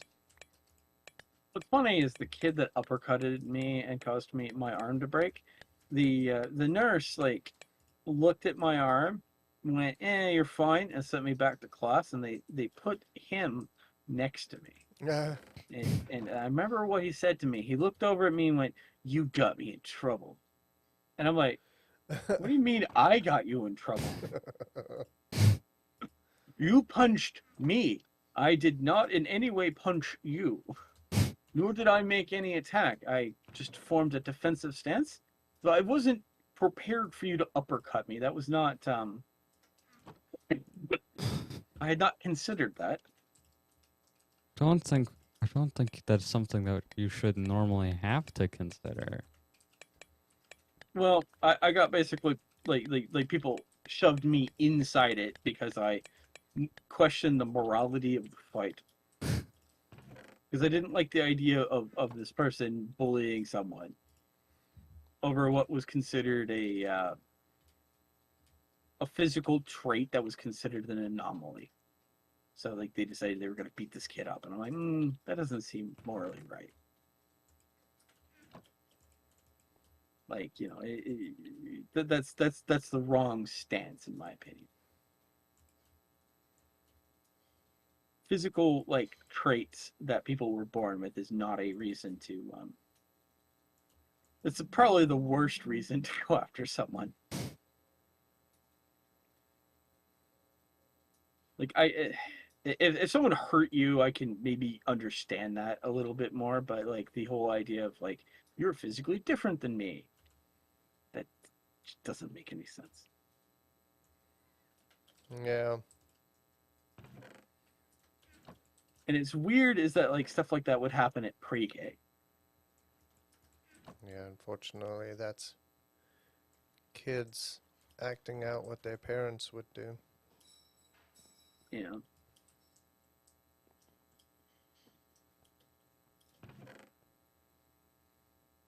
What's funny is like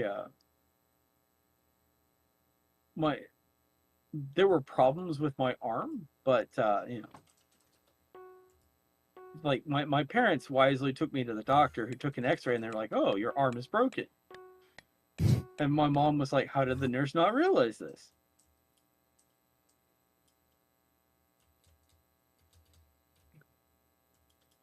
I mean, I guess it gives a new meaning to the words of like, like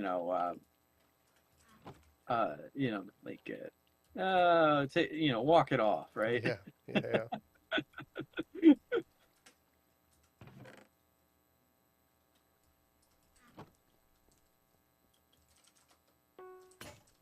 And the school kind of took a we're not going to tell you who the parents are or any way of contacting them to protect them from any liability. Yep.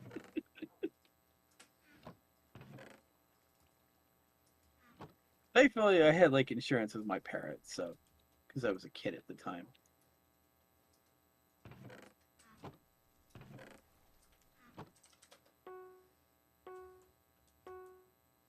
I'll be honest, that was definitely not an expected use of the insurance.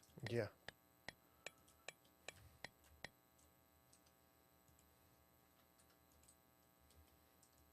As Rampage said, probably shouldn't have had to. Yeah.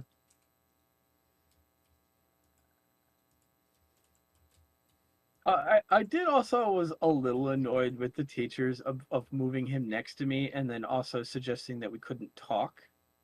So I felt like after that happened, sitting down and talking about it would have been a wise thing to do.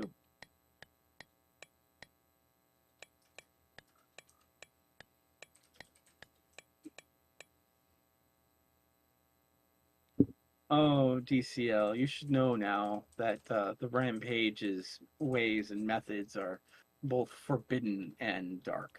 I don't know about dark.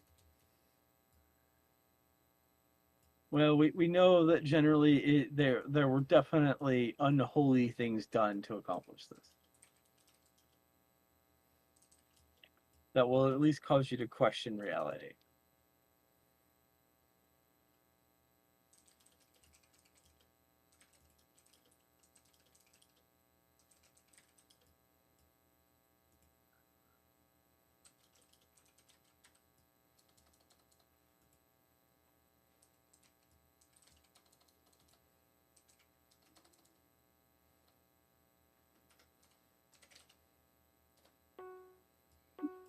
Hmm.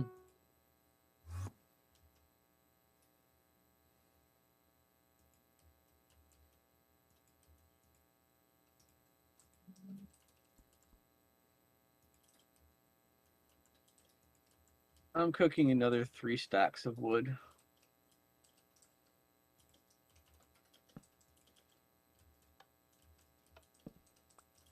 To get this forest removed. Lo permanente.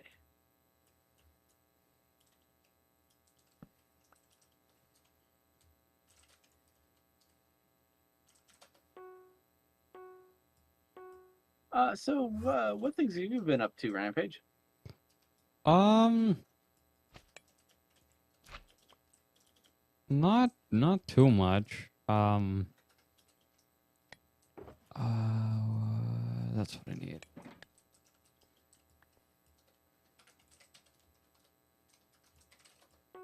I mean, I was reading earlier today. What were you reading? I was reading the JoJo's Bizarre Adventure manga. Fair? What did you learn from this manga? How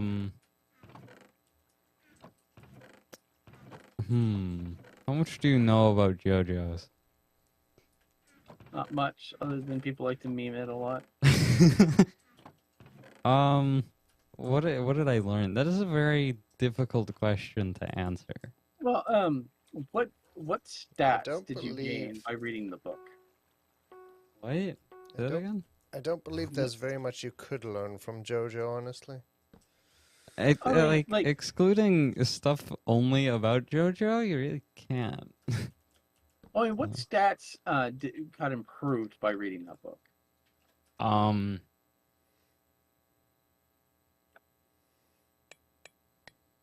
Yeah, ability to read. Yeah. Hey, you know I'll go what? with that. That's an important stat to increase. Yes, Because learning how to read good is very important. I do agree. And just to upset all the English people, we're going to read books so we can read gooder. Yes. We must read gooder. You know, I find most people that are like very particular about the English language and its use, you can truly annoy them by bringing out old English words that are also very proper and that they'll have no idea and they'll act like you're speaking a new language. This sounds very fun to do. Yeah. I picked on one of my friends that are very particular about the English language and like, hey, what's a brand? I said if you had a trusty brand, what would it be? What And would they're it? like, What? that's one of the quests in this game that I made. Let's make a sword. The trusty brand is a trusty sword. Oh. And that's technically a correct usage of a sword. But if you weren't aware of that, so anytime people like go into detail about that's not the correct English word, I can assure you there are a lot of correct English words, and you don't recognize them at all. And let me destroy you a little bit. I could just pull out our quest and come up with some very silly words that are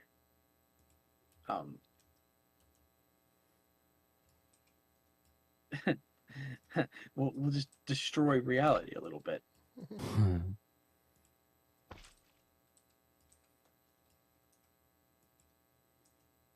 Wow, the forest has been rescinded quite a lot. I found one of my old crafting tables. How old? I don't recall it existing. Ah. I think it may be like when I first built the house. Ah. It was the first crafting table I used to bake axes to cut trees down. Oh, wow. It was in the forest. I don't know where it came from.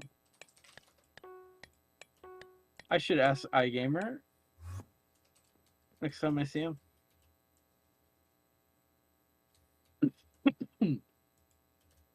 Purely for curiosity's sake, no other purpose. He does tend to be able to find things like that. Mm-hmm. I mean, that's probably not the best use of iGamer's time, but sometimes curiosity is important. You know what's funny is I actually signed up for the Curiosity Stream Nebula thing.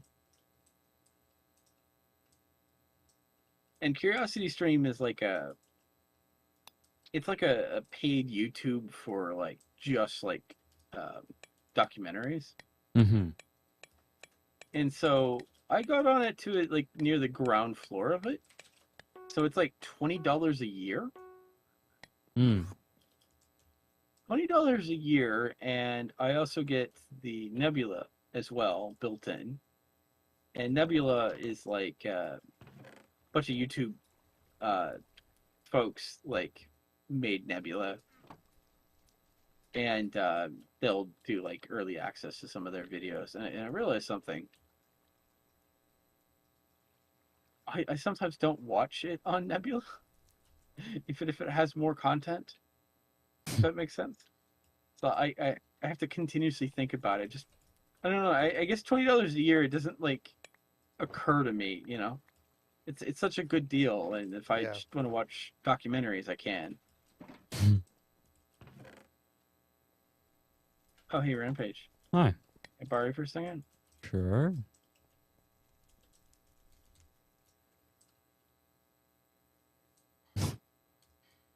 This is the crafting table? This is the crafting table, and this was a forest. Yeah, it's not anymore. Yeah, apparently it was causing server lag. Huh. Over here. That is strange.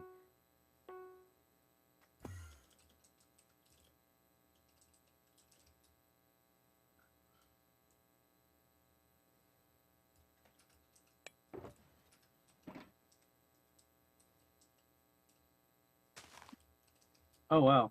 I just realized DCL gave me 2 stacks of rat steak. Rat steak. He definitely didn't want you hungry. No. I'm going to put that in the food chest. See, the reason for calling it rat steak is because there are no cows around here. So obviously it must be made out of rats. Yes. This is the only That's logical. a reference from Demolition Man. It's like, no, I don't see any cows down here, because like someone gets a hamburger, but they got it from an underground sewer area. And they're like, what is this made out of? Oh, rat.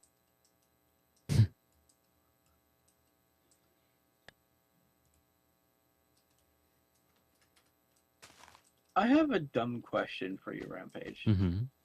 Have you ever watched the Dilbert cartoon? If I have, I don't remember it.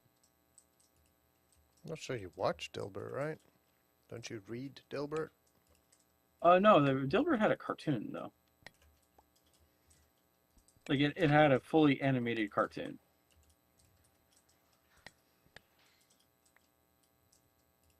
Good for him. Uh, they basically got 2-season run of that basically before the networks like let that go. But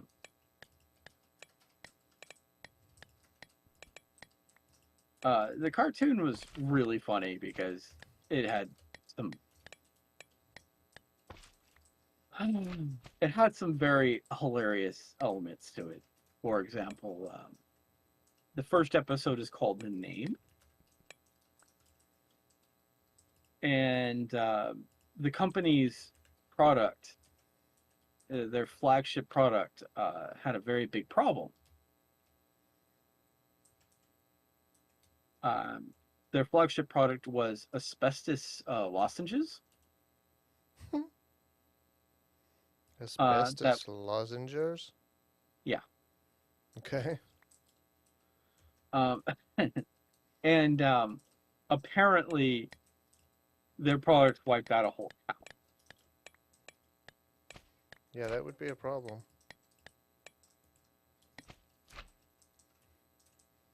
They interviewed one of the survivors of the town, and they're like, how's your throat? The raspiness, it's gone. And then died. Mhm.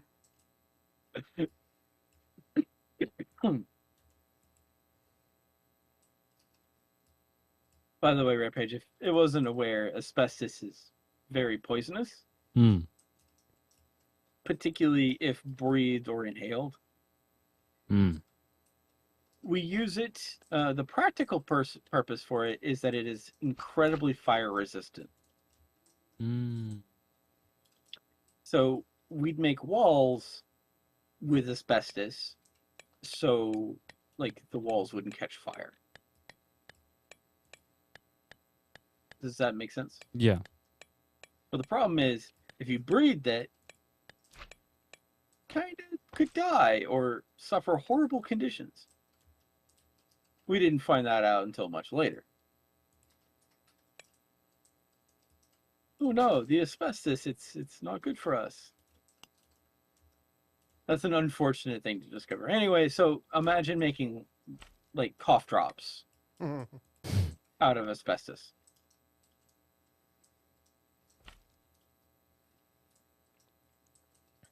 Now, we should definitely know that that's not a good product. But anyway, so they have a couple of choices. They can either have like massive budget cuts, or they can design a new product. And so they go, well, let's design a new product. Well, the thing you start off with is the name. And one of the engineers is like, no, you don't start with the name. The name is the last thing you do. Well, if you don't know the name, what do you know you're going to design?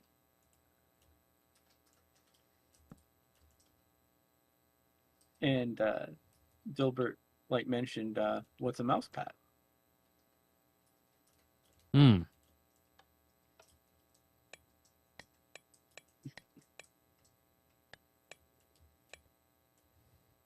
Which upset the boss, so the boss made him in charge of the designing the new product, and he had to come up with a name.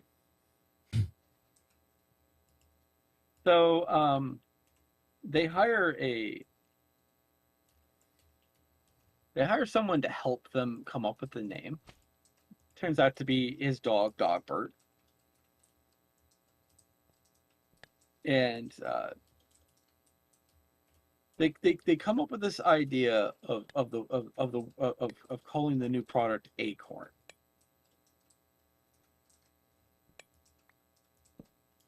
So they go and unfortunately a laundromat owns the name Acorn.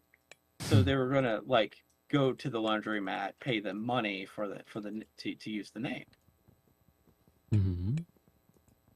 So they go to the laundromat, they ask, and the laundromat people speak French back to him. Hmm. Apparently, it's discovered that they specifically speak French uh, just to pretend to be French, so they can be rude.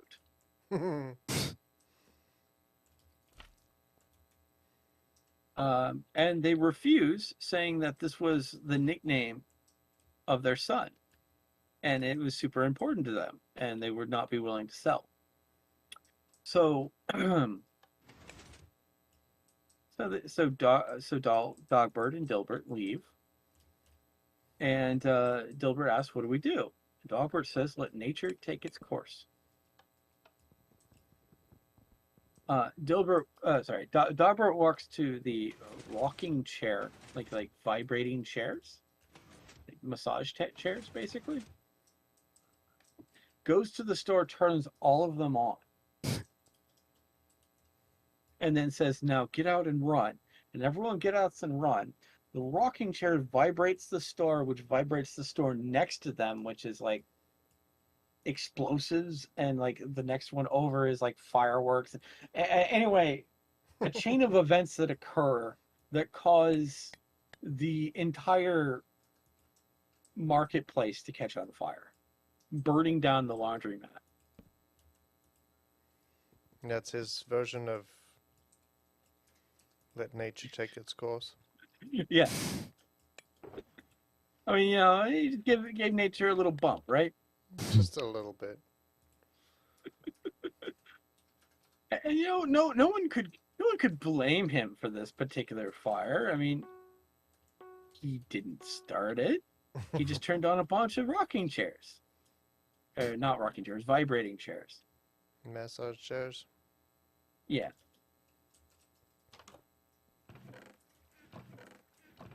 And it's the course of actions of having so many businesses close to each other that have like dangerous elements that are just waiting for something to go wrong.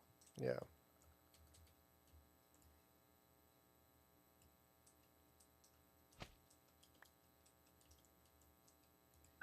Hey, it's just a common thing with me, fire's good.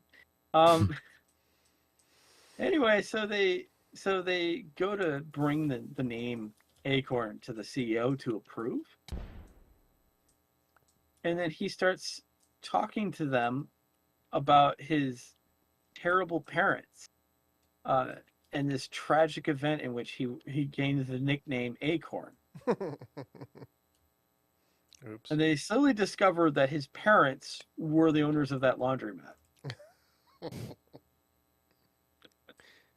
And he hated the name Acorn because that was a name that people used to actually make fun of him. Mm-hmm.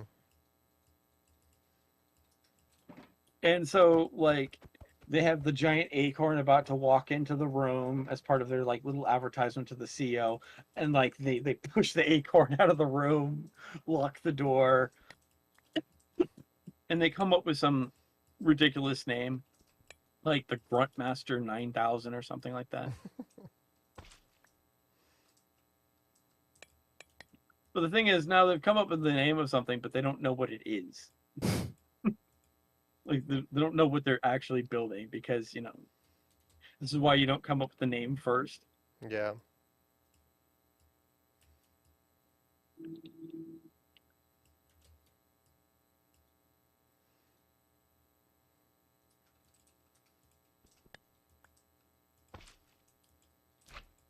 But like that was basically like a complete rundown of like the first episode. I got a lot accomplished in the first episode. Yeah. How long is the first episode? Probably no more than 30 minutes. But yeah, they got 2 seasons in. It's a very silly show. Yeah, I would imagine. It was a very Um, silly comic strip. yeah.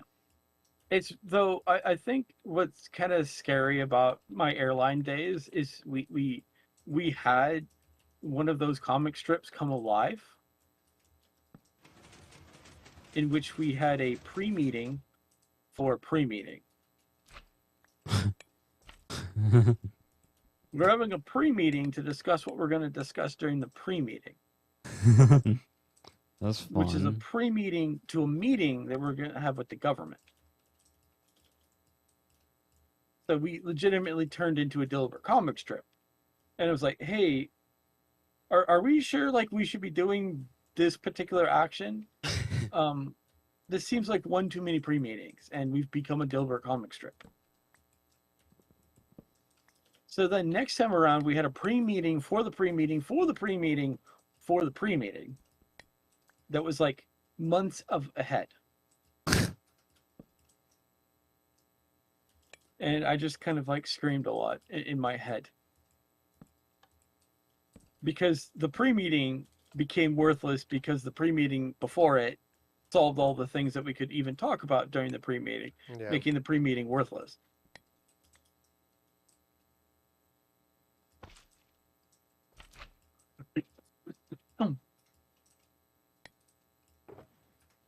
And the unfortunately, none of us would know what the federal government would say during the meeting.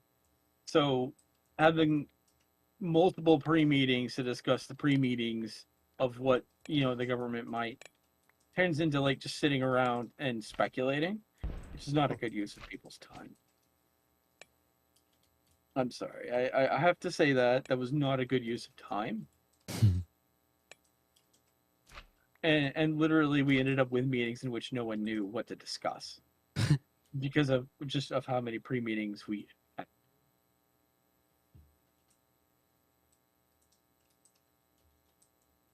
So yeah, when you find yourself trapped in an actual Dilbert comic strip, that's just when you get to like this. It seemed like a good idea in people's head until we actually did it.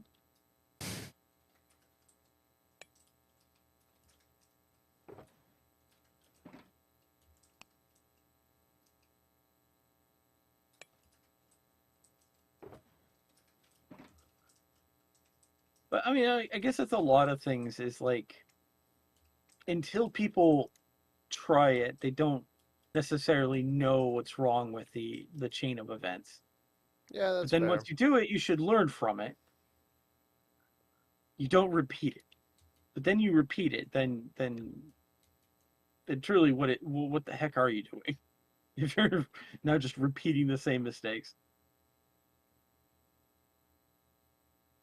I wish I could defend a lot of the things we did, but no, I can't. Um, I loved a lot of the people there. They were good friends. I can just say that some things we did not make sense to me. And I kind of scared to say this publicly because probably not the nicest thing I can say, but um, I kind of some of the interesting mistakes that were made were at the CEO level of where the CEO would ask us for timetables, and like he successfully burned me on not trusting people when they tell me that a timetable is not a hard thing, like just to like starting to like get an idea of when, you know, when we should like be looking for things for like planning purposes, because he would take our like softball ideas and then tell them to the federal government and turn them into like hard plans that we could not in any way adjust. So it got to the point where he'd ask me for a time suggestion, and I'm like, I'm too scared to give you one now because you've taken it to the government and turned it into a hard one, and you promised you wouldn't do that, and you did it anyway. So now I have trust issues. I don't trust that this is going to be a softball answer.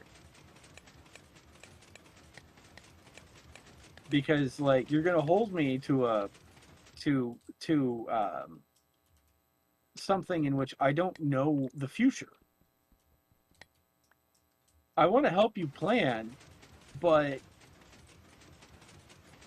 I don't want you to treat this like some sort of like, if I get this wrong, I'm lying to you. Yeah.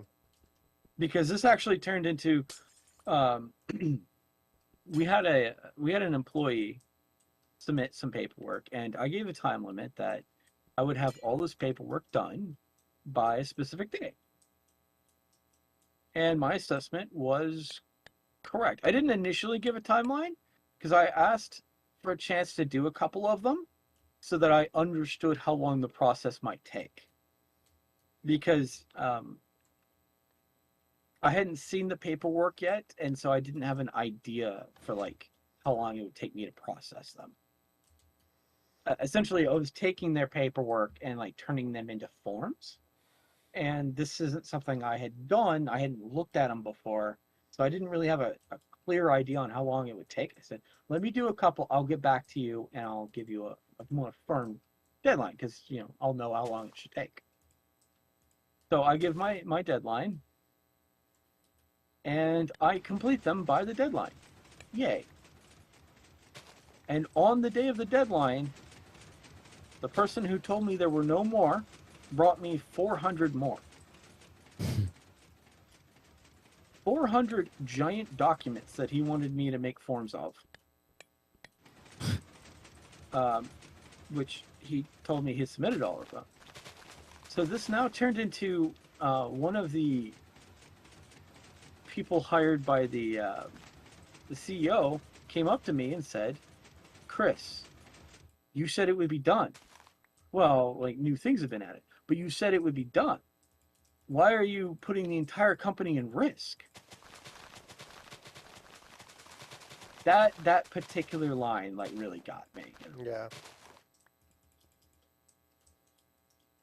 Well, it was a softball analysis, and I could not foresee a future in which someone would do the opposite of what they said they were going to do. Well, it turned out I managed to get it done that day. They were trying to like get me to promise to like work till like midnight and just like stay over at the office. But like let's cross that bridge when we get there. Let me see how much of this I can do. And I discovered this person who had gone through all the forms, he had taken the stacks I had already processed and put them in there. So the work was misleadingly big. So everyone was worried about nothing. But this kind of taught me a little bit about like that I just couldn't really trust my the people above me on like how strict timetables were. It did create like a trust issue. Because now I'm going to have to pad everything for uncertainty. I mean, you would assume that you'd give a time frame and then the person would add like padding for like, uncertainty to happen. Not take a soft, like a soft date and turn it into like a hard date. But anyway, yeah. So that chief inspector had did include a couple of new forms, but he also took ones he already handed to me. So it was like, dude, did you even go through these? You don't even remember what you gave me. That's really sad. But he had given me like he had taken forms that like because this airlines had existed under different names at some point. And what happened is the CEO had sold the company to someone else. And when he had it, it was profitable. When he handed it to someone else, they kind of ran it into the ground. And so he'd end up buying it again and trying to like bring it back. For the FAA is like, don't do that. Just make a new name, start over. So we had forms from different like eras of this company, if that makes sense. But some of them were like duplicates because they were just the same thing, but with a logo change. Well, I've already had that for him, so. And the thing is, it was his job to go over those, so it's like, I remember my supervisor looking and like leaving the room because he knew how angry I was about to become, because like the idea, like, bringing a giant like stack of 400 documents after saying you were already, that this was all of them, after I came to him and personally asked if there were any more. Like, I just remember him going, "Oh, you messed up." But because my supervisor knew I was going to be really upset. I was not happy with this person. I did not in any way like call him names or anything, but I was disappointed.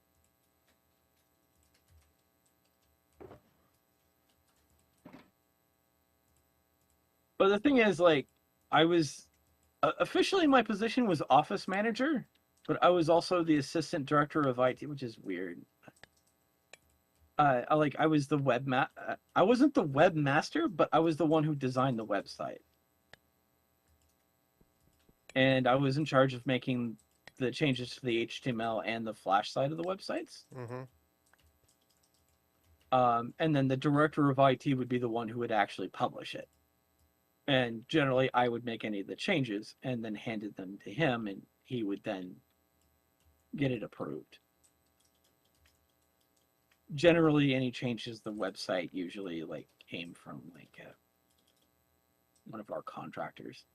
Not contractors. I'm trying to think of what the correct term for that is. Some dude that like the CEO hired. So he'd give me changes. I would just go and make them do like I would not like try to correct them or change them at all. I would just take what he wrote and write those changes up, get them reviewed and approved. Because like, whatever the boss wants, right? It's his company. I respect that. But it was really weird because, as I said, I was like the office manager. I had so many different jobs, and the general manager wanted to put me in charge of like supplies as well. I'd be in charge of like figuring out what supplies we needed to buy. And it was a very awkward position to be put in because like he would come up with new things that he wanted me to do, and I'm like, I'm in the middle of like 15 different things that are super mission critical. Give me a second. Because sometimes he would just come up and like want me to like mop floors. I'm like, man, I'm in the middle of like doing these forms. Oh, but the bathroom floors are dirty. You should mop them. I'll add it to the list. Can you file this, Chris? Oh man. Well, here's the thing. He would print things out randomly from the internet or from his email. He'd print out all of his emails. And then he'd have me file his emails.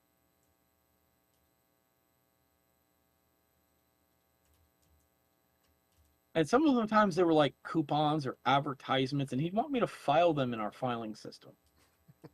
Sometimes I did not file these things. Like if they were like PO orders, they'd get filed. But just random emails that he asked me to file, I'd ask him like, where do you want me to put? Do I make a special like this is a random email I printed folder or something to put into?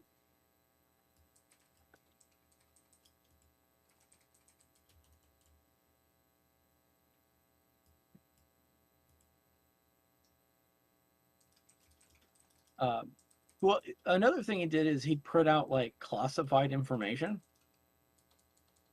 Because we're in airlines, we had access to certain classified information. He'd print it out, show it to the director of maintenance. it would usually be some like random fact, like the government saying, "Oh, is it weird if people look at bridges?" No, it is not weird. Like things like that. He'd print that out. He'd sit that out, and then he'd hand them to me to either file or shred. And I realized, instead of like saying, "Hey, buddy, come behind my screen. This is interesting," he would print it out so he could discuss it with like another subordinate. Which then he would then destroy the document or have me file it. And it's like, you know,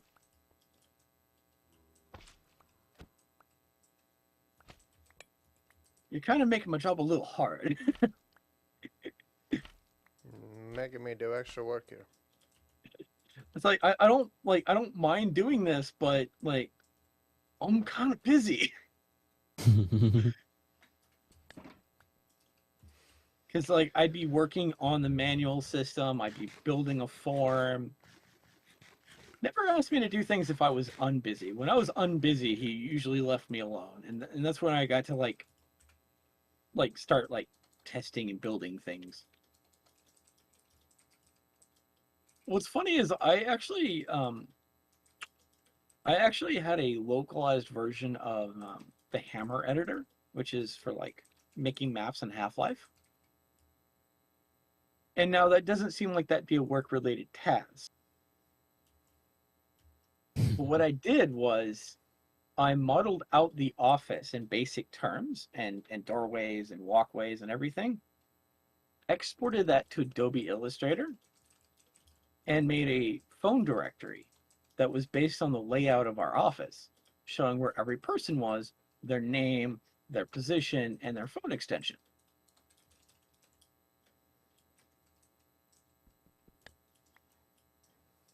Which actually really helped me learn people's names, because I was so bad at it. But it also helped new people because we could hand them this phone directory and they would know where all the different people are and where their positions were and who they were, essentially, and where they sat. So that's taking something that doesn't seem like it would be work related and turning it work related. My boss really liked it because it looked really professional looking. Because it had like where all the fax machines and all the various printers were located. And it was basically a very over-engineered phone directory. I mean, our office was basically like 4 rooms and several hallways. But, you know, and then of course I would update it when we replaced positions. So probably more complicated. I don't know if. So airlines work a little bit different than most businesses because you don't necessarily get to hire the managers that you want.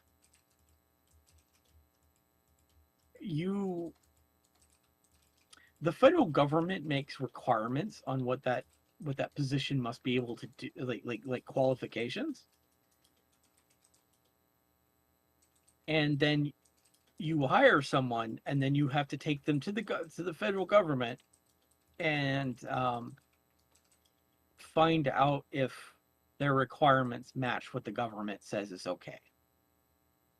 And that's usually like a multi-month process to determine if this person is allowed to hold this position. And so the federal government, while maybe suggesting to you that this person could do this, they might change their mind during that process. So you might have to let someone go from a management position because the FAA finally decided no. Or they initially allowed you to do it and then they changed their mind. So it's one of those weird things of where you're hiring people and replacing them can be very challenging because the federal government can say no. And it's very different from, I think, normal businesses.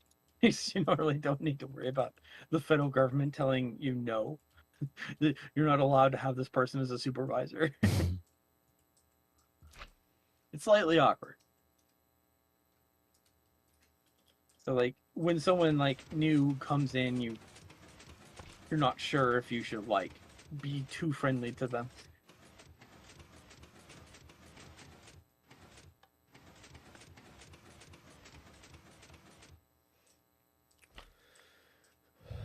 All right, DK, I gotta go. All right, take care, Mr. B. We'll talk to I you hope all I filled soon. you with lots of fun and exciting information. Yep. All right. Well, I'll see you all soon. Bye-bye. Goodbye. You know, I didn't stream today just because like I wasn't sure how I felt. Mm. I didn't trust myself.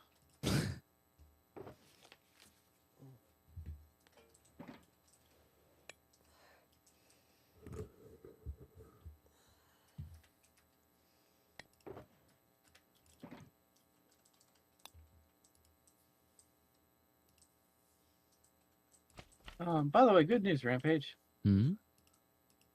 Production of charcoal is going well. Ah. I believe that Mordor would approve of our tree chopping progress. Really? Mhm.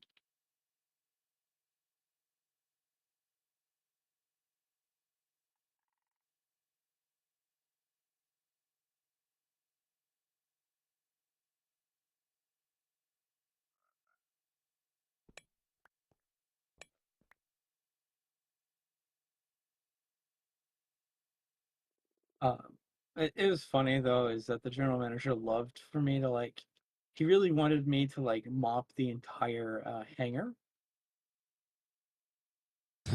but it was always a very dangerous thing for me because I kept slipping in the jet fuel. Hmm.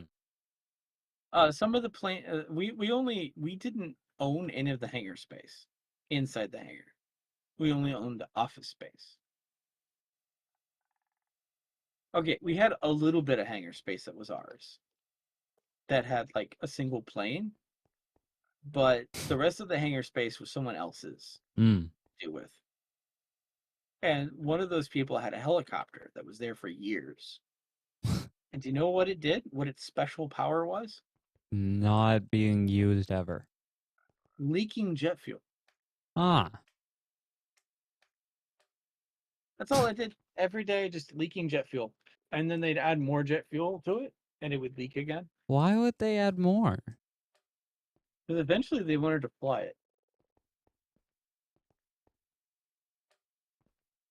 If you want to fly it while it's leaking? Well, no, they needed to figure out why it was leaking. They didn't know why it was leaking. Ah. And it was one of those things where they had more money than time. So they didn't have the time to fix the problem or figure out why the problem was broken.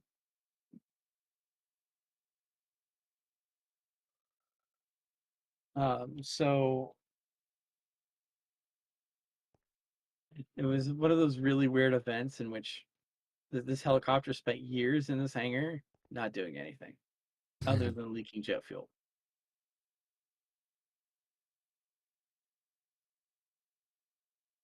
And then like finally they finally fixed it and it flew. Everyone was so excited and happy. The plane, the helicopter, it flew.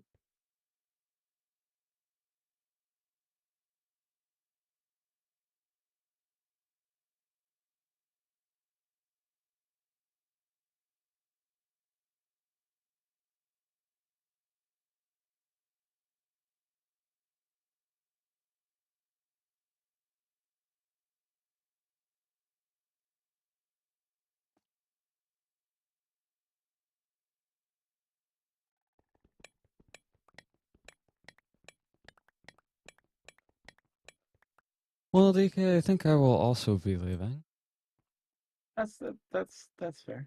because it is later than we normally go too. Yeah. I've almost lost my voice just from like talking. I'm trying to like not let any like what do you call it? Cough?